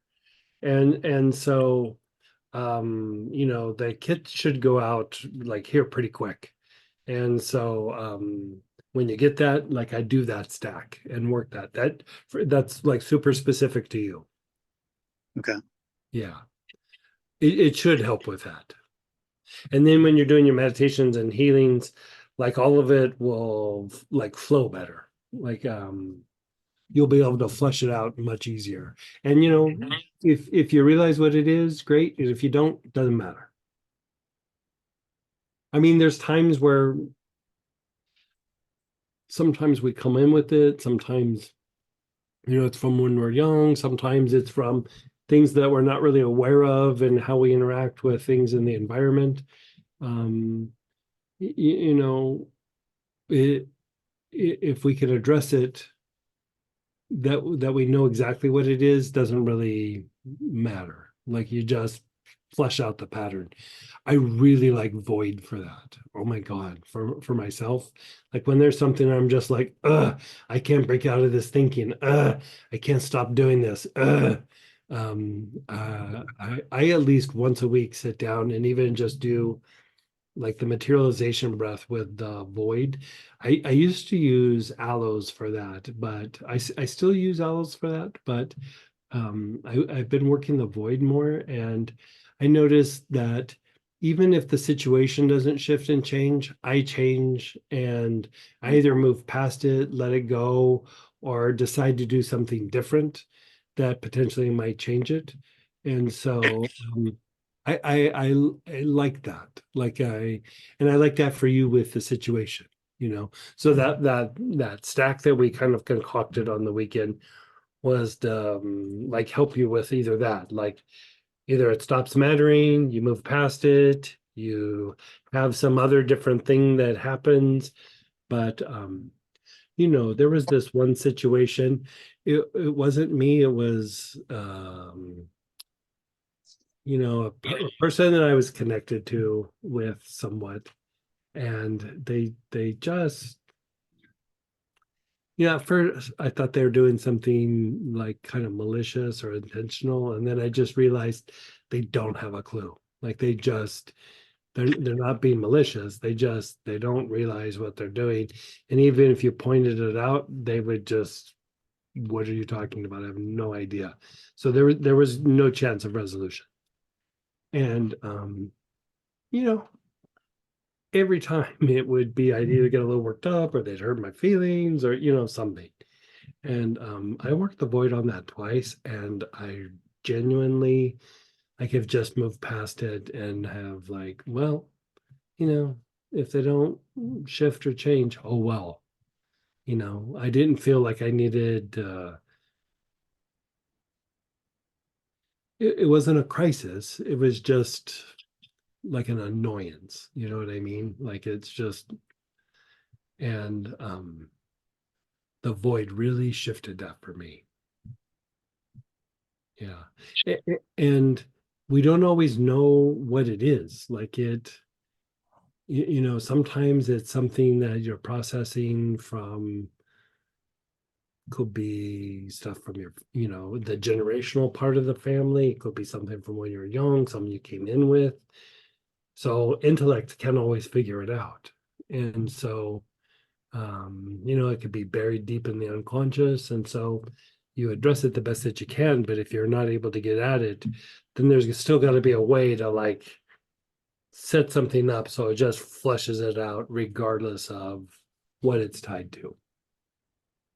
Okay, great. Yeah. Thank you. So should I use aloes until I get my kit? Yeah, once you use Or- aloes until you get it, and but you should have your kit by the end of the week. Oh, okay. All right. Yeah. Thank you. Yeah. Well, last question is, I think pretty brief, but I know you're aware my mom passed back at the beginning of the year, and Hmm? then I had like a big breakup, and now I've got like my oldest buddy from college that we've been friends for like 27 years. He just found out he's leaving town. They're moving to another state, and then my brother also is moving away, Oh wow, and a lot of change, a a lot of loss. lot of change and loss, and I already have been like struggling with I'm an artist and have not felt creative or mustered the wherewithal to make work for 3-4 months now, and I start to feel really congested and kind of kooky when I'm not making work. Yeah. um and then one of my coping mechanisms related to all that is running, and I'm not able to do that right now because I broke some bones in my foot, and Hmm. so I'm trying to figure out how to deal with all this stuff and maybe get my creative juices flowing again and our practice going, because I'm having kind of a hard time um, dealing with those feelings and stuff. Um, try thinking of like, let's have you like focus, and it doesn't mean that you even have to do the like a creative project, but try thinking of a creative project. Use mugwort and do the materialization breath. Like just go, Okay. okay, I'm gonna color in the coloring book. I'm gonna build something, whatever it is that like is your jam. And like sit and like just go, okay, what would that look like? Inhale the mugwort, let it be for a minute, and then do materialization breath, and then just keep thinking about the project. Because the idea is with the mugwort, for one, it opens up more of the creative side of the brain anyway, but it just gets energy moving in that arena. And like you're going through so many things that like it almost is like you just have to almost like manually just make the movement happen. Mugwort will help that so much. Yeah. Like in like when I used to do therapy all the time, there was a big creative circle of different people that I would work on, and mugwort was their jam. They loved it because they said it just made everything more creative. And most of them I didn't even teach the materialization breath. Materialization breath makes it much stronger, but they weren't practitioners like you are, so I just would have them inhale it, put a few drops on, and call it good. And so for you, I would say do that component. Yeah. Okay. Then you know that that practice where I already don't remember what class it's in, where we do Mingmen, and then Mingmen and brain, and then back heart and Mingmen, then soles of the feet. Yeah, well, I'll find that it's in one of the classes. I do that, but not even with oil. Just do that process. And again, it was Ming Mang Yeah, brain. like so first you inhale, your awareness is just on your Ming Men, and do several breathing cycles, right? Then you keep your awareness on the Ming Men, but your awareness is on the Ming Men and your brain at the same time, and do several breathing cycles.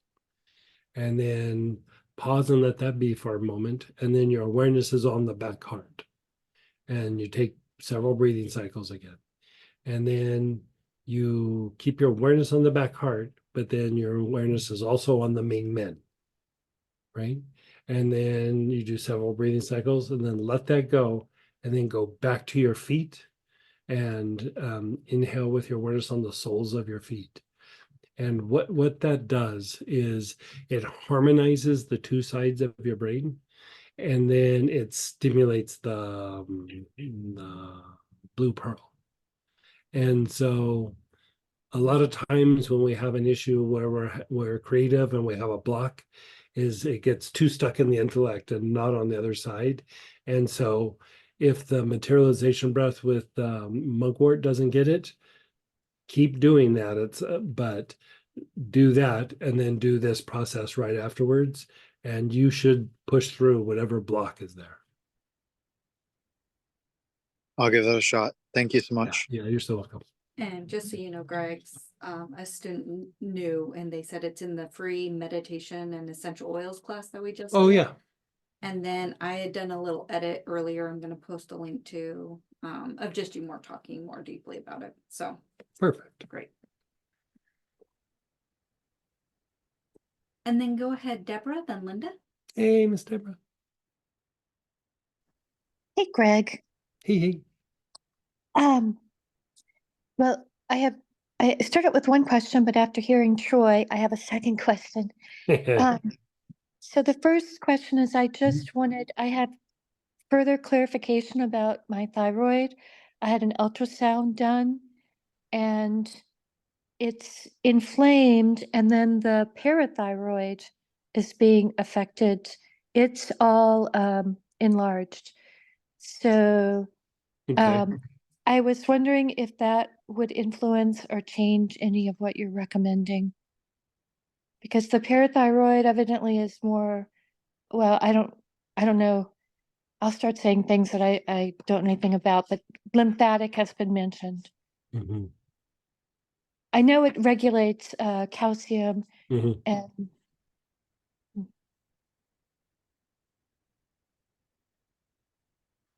So they sound pretty inflamed, yeah. well, the reason I have my antibodies have gone up, and the instead of any, I've got a really simple regimen, and now I will be going to see an endocrinologist.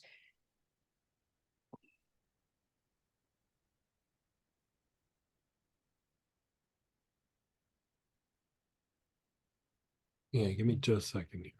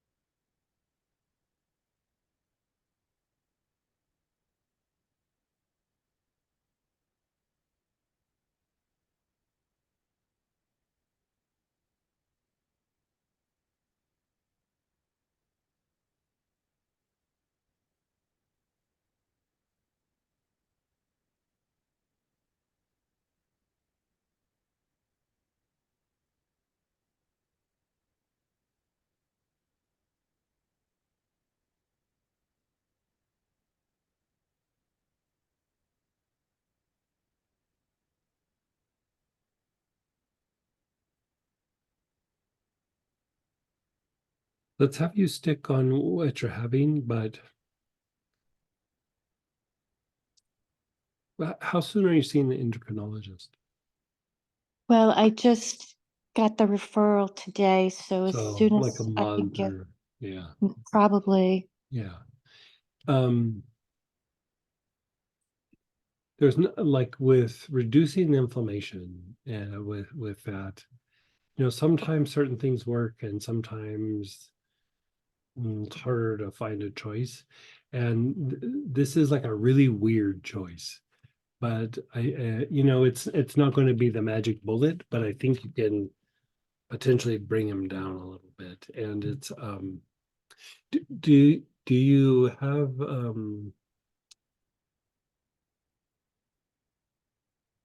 do you have any issues with hypoglycemia? I did in my 30s, but not in a really long time. Okay. Yeah, this might not be a good choice. Well, I'm actually consuming quite a bit of protein and I'm actually because of the thyroid being so low in production, I'm only able to eat one meal a day.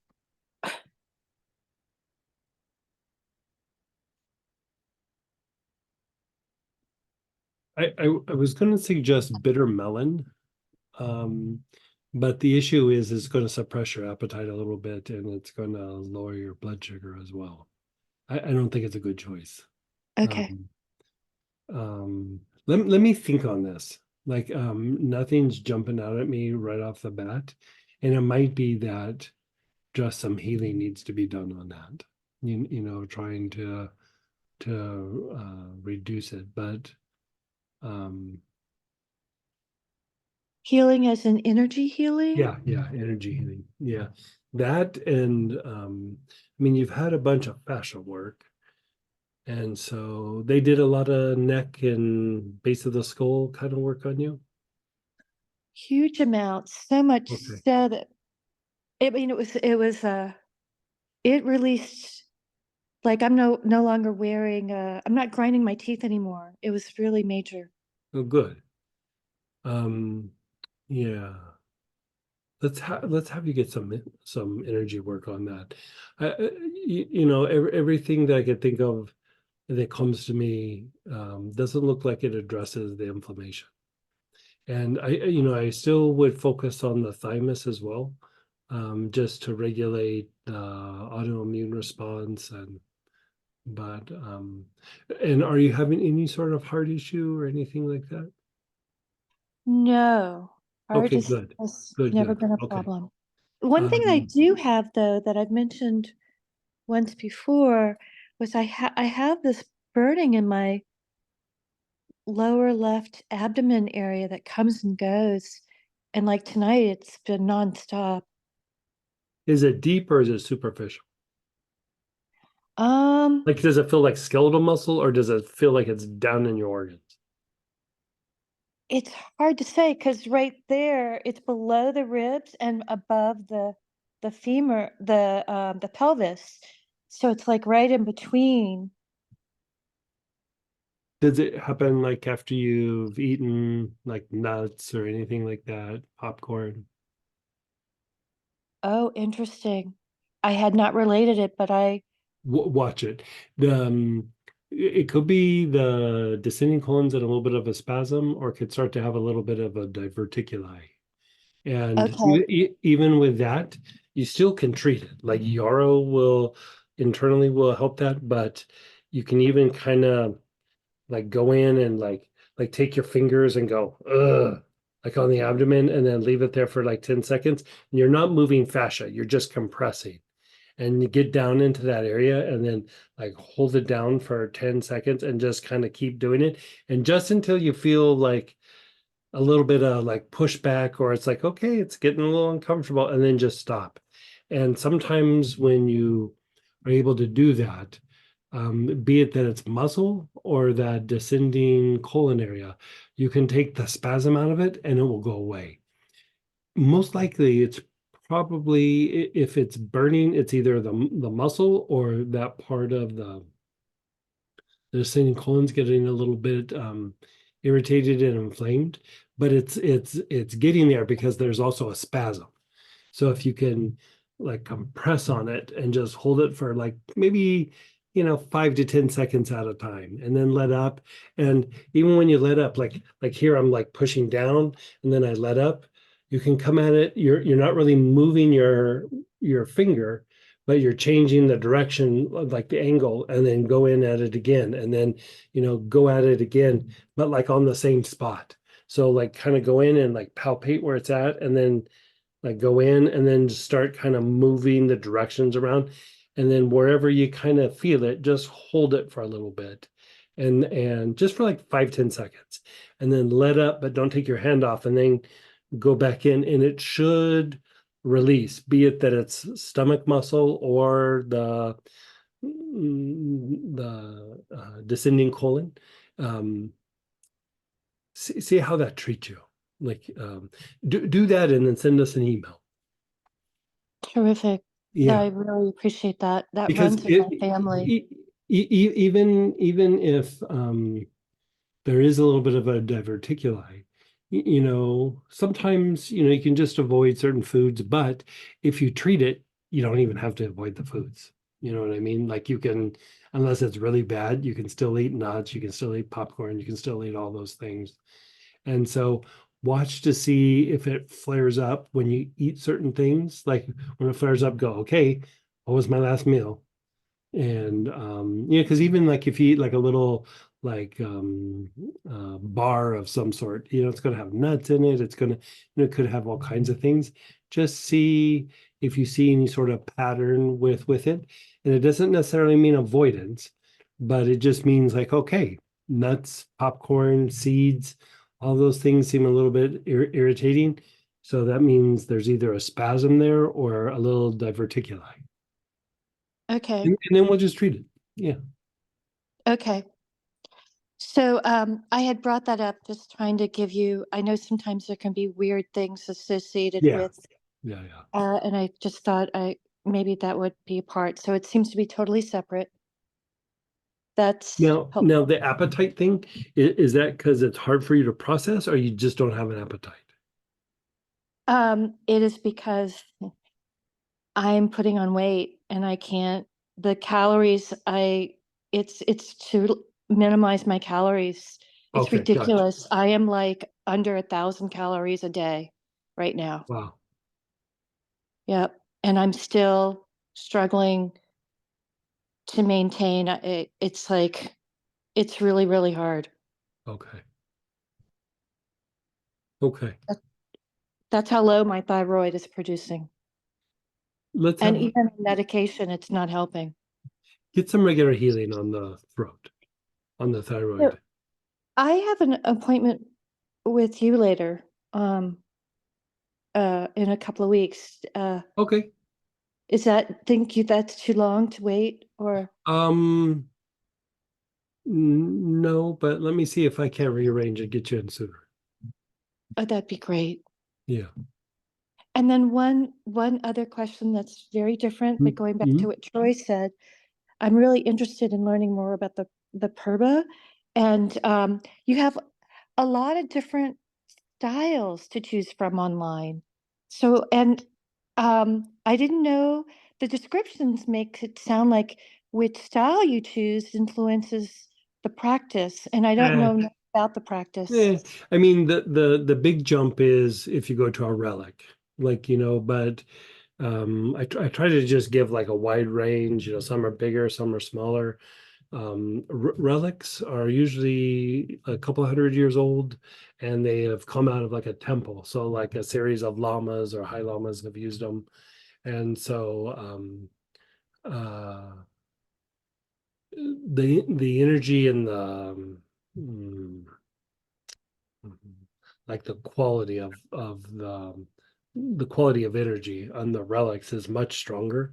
But at first, just get yourself a good practitioner grade. Yeah. Okay. Yeah. Thank And you. then if you want to go deeper and you can do a relic at some point, it's like a bike.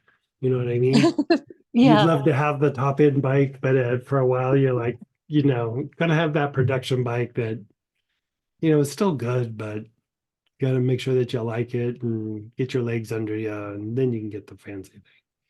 So that's what I would do. Yeah. Thank you. I love the comparison. Thank you so Yeah. much. You're so welcome. Appreciate it. And then go ahead, Linda, and then we have questions in chat. Linda. Hey, hi.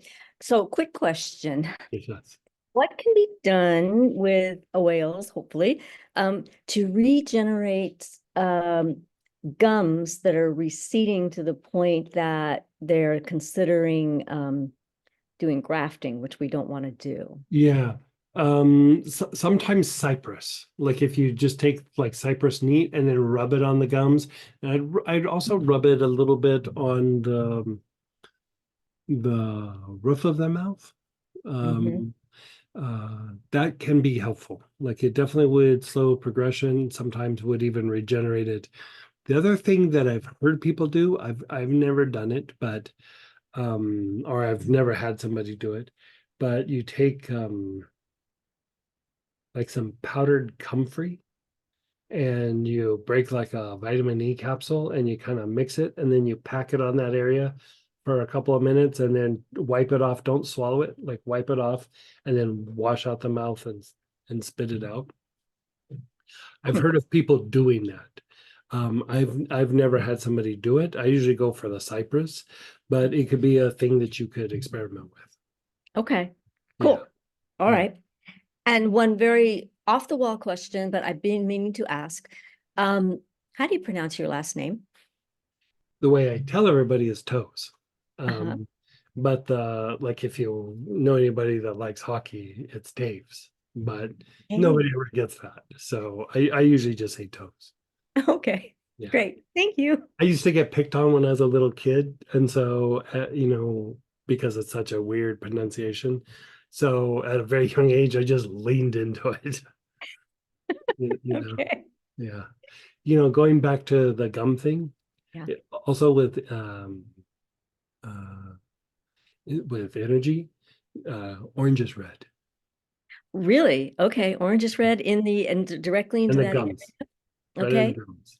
Just All right in right. the tissue. Because Okay. like, if you think about it, it's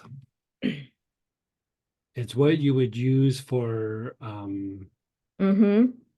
binding a wound. And so Mm-hmm. you're getting rapid cell division. Yeah, And so you're trying to generate some rapid cell division in the gums to reduce the receding line.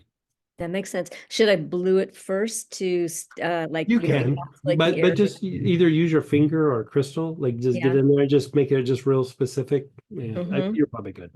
Okay, cool. Thank you so much. Worst case scenario is you'll get a little bit of a headache, and then if so, just sweep it off. Okay. Okay. Good to know. Thank Yeah. you so much. You're so.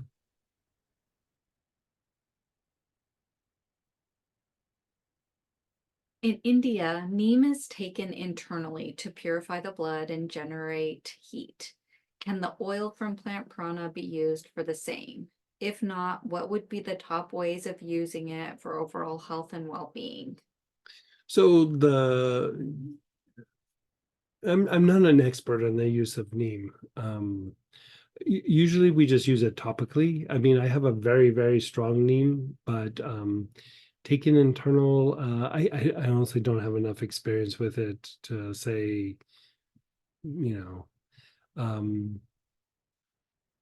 so what I have is it's not an essential oil. It is like an extract, and then it's in a base of like sesame, if I remember right. But it's heavy on the neem. Like if you look at it, it looks like much darker than like the stuff that you go in the health food store and buy. And so a lot of times what they would do is water it down quite a bit. And not like I have like a concentration form, but I would use it topically for skin related issues. Also, things like rashes. And I think originally when we first got it, we were doing it for shingles. Like it's amazing on shingles. Like, yeah, but it does have a scent. Do not wear your favorite clothes when you're wearing it because even after you wash it, you won't get the smell out for a while.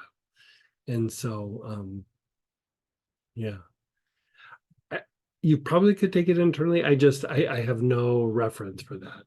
Yeah, like so anyway. I have a weekly vital centers practice where I inhale all the vital Oh, centers. good for you. Would that work to help the brain? Yeah. Oh yeah. Yeah. As far as decongesting the brain? Oh, decongesting the brain? Probably won't decongest the brain. It will make the brain function better, but it won't necessarily decongest the brain. Yeah. Will the respiratory kit be safe for children? What age are we talking about?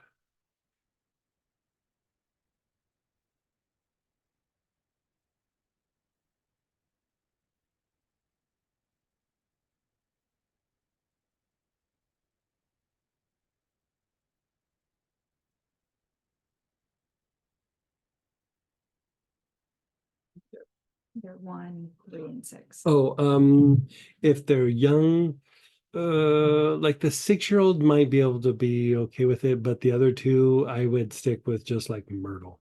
Myrtle's in that kit. Myrtle and green myrtle's in that kit, but there's going to be a bunch of oils that I wouldn't use. Like I wouldn't use the eucalyptuses on the younger ones. But there'll be some things in there. Yeah.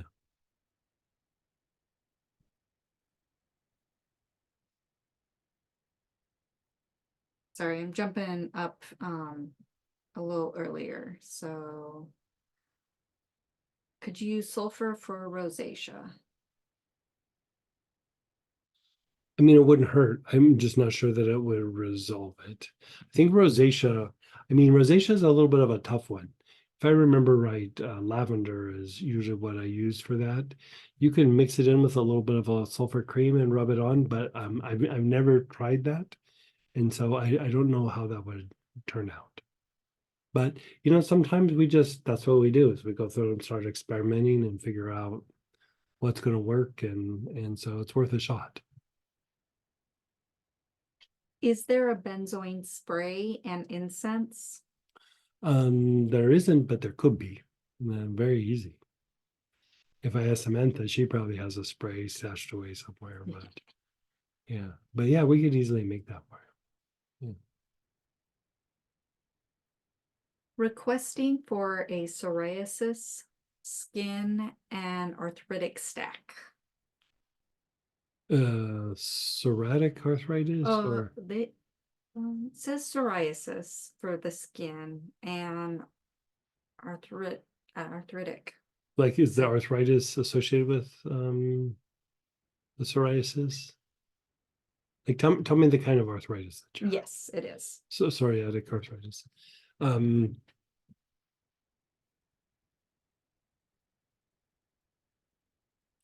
I'd use sleep support. I'd use skin support. I would use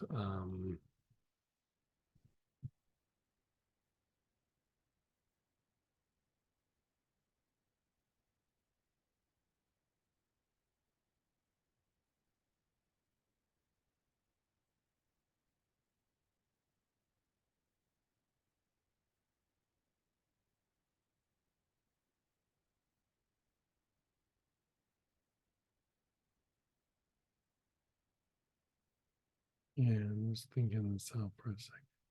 What did you say? Yeah, for some reason, normally I would say that, but for some reason it's not hitting it on this one.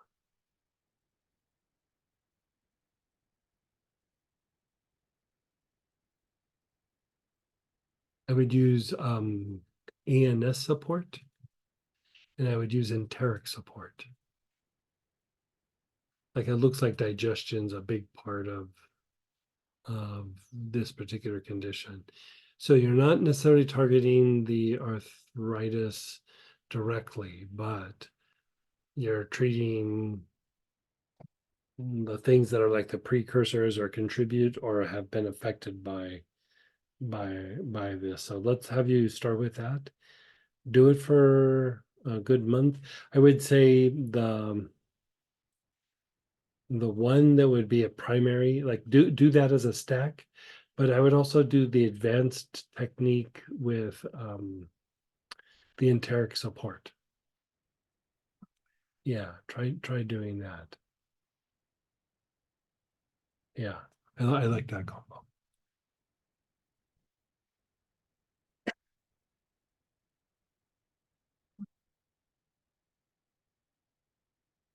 Is there an optimal time to say do a stack?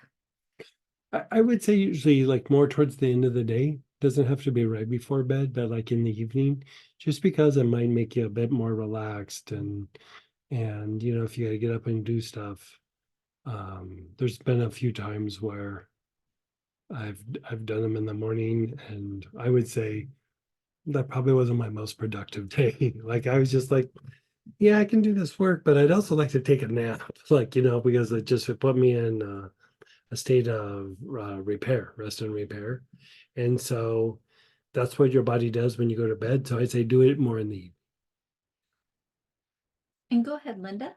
Hey, Linda. Follow-up question here on the cypress for the gums. I'm Mhm. looking on the site and you've got cypress, cypress supreme, cypress wood, cypress blue, Just do just plain old cypress. plain old cypress. Yeah. Okay, excellent. And then with the red and the orangish red, how often would you recommend doing that? Oh, daily. Daily for a while. Okay. Mhm. And like put on the cypress and then do that, Yeah, or yeah, yeah, yeah. okay. So the Yeah. cypress and it might work together, like Yeah. maybe in the evening after brushing Yeah. the teeth, do it Perfect. and Yeah. before you go to bed Yeah, kind of definitely thing, after brushing teeth or something. right? You know, give it a good couple hours for it to assimilate Yeah. before you like you brush your teeth. Or I mean, I wouldn't necessarily avoid food or water, but do it in a time where it really can settle in and Right. I was thinking just do it like before you go to bed. You know, you brush your teeth, perfect. do Yeah, that, go to bed, and then let it perfect. soak in overnight. Okay. Yeah, that's Cool. even better. Yeah. Okay. Great. Thank you. You're so welcome. And someone on that note also shared, I've been brushing with a drop of cypress for this purpose, and there are 2 spots with a definite new gums growing in. It took about 3 weeks before I saw anything happening. Nice. I have a male friend who just turned 64 who is anorexic and trying to stay vegetarian. Won't eat anything with eyeballs. He is 5'6" and he weighs 105 pounds. Also, he has severe iron deficiency and is taking a shot of erythropoietin. Sorry, I know I totally slaughtered that. It's a type of hormone to increase iron. Any oil protocol that you would recommend? I think it would need to mainly be essential oil inhalations. His decline has been so severe, it seems he is not thinking very clearly. And so the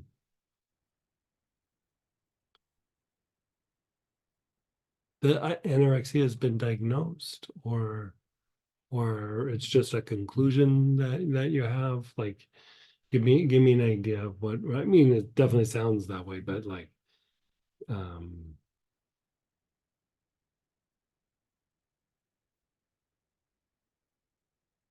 I guess what I'm trying to hit at is with anorexia there's usually an underlying issue that they're trying to control, and so they focus on their diet.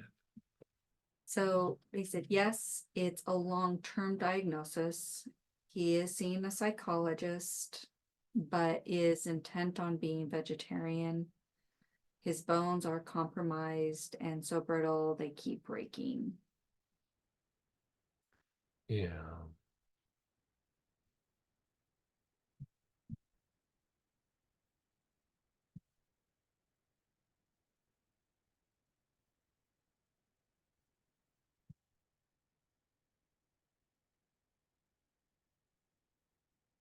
That's a really tough one to treat, and you know,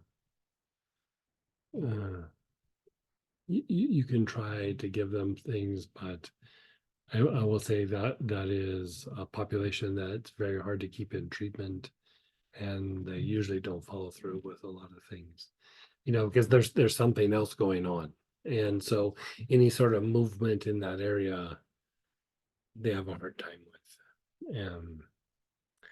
You know, there's iron supplements that are not iron, but they're like different herbs that have a lot of iron in them. You can try something like that. It's been so long, I couldn't even tell you what the brand or the name of the product is. You'll just have to do a dive on the internet. I would also say that some sort of thing for the glands and endocrine system, but with inhalation, he would have to do a crazy amount. And again, I don't know if the person is willing to do what would be necessary to try to do it through inhalation. And so,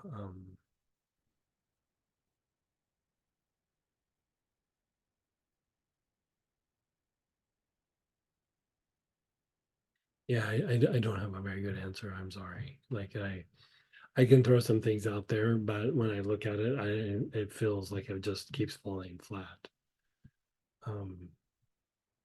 You know what I would do? Pray for the person and bless them, like bless the earth with just heart and crown, hands pointed down, think loving thoughts about the person. Because there's usually some sort of like self-image thing that they're struggling with. And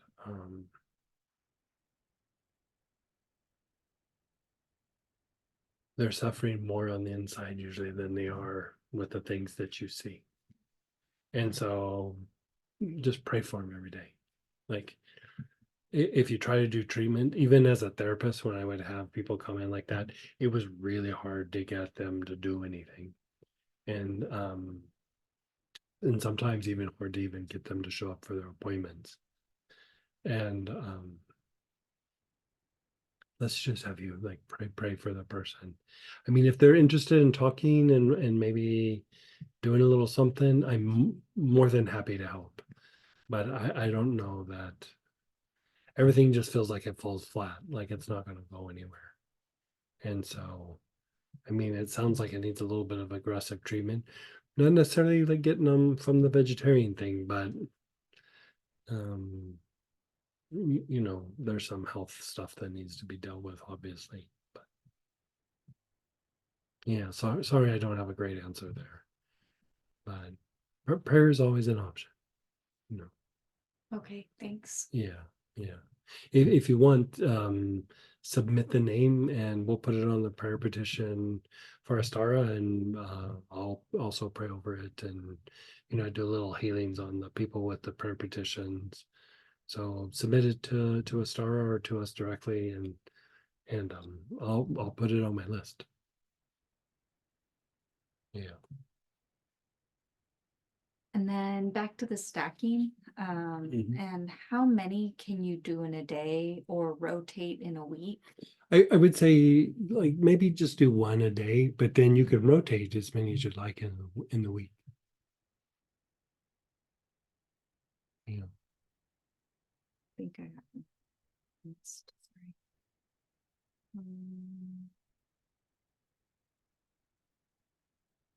Just loved the ARC programming class. We'll be doing the WeSock stack to prep for Tuesday. Thank you. Oh, next Tuesday, real quick. Oh, yes. So next Tuesday is Wesock, which is the strongest full moon of the year. We will be at the same time that this class stream starts. We will be starting the Wesock process. And so join us for that. It is it's the equivalent of like doing 2 months of meditation in about 30 minutes. Because there's a downpouring of energy that comes down at the peak of the full moon.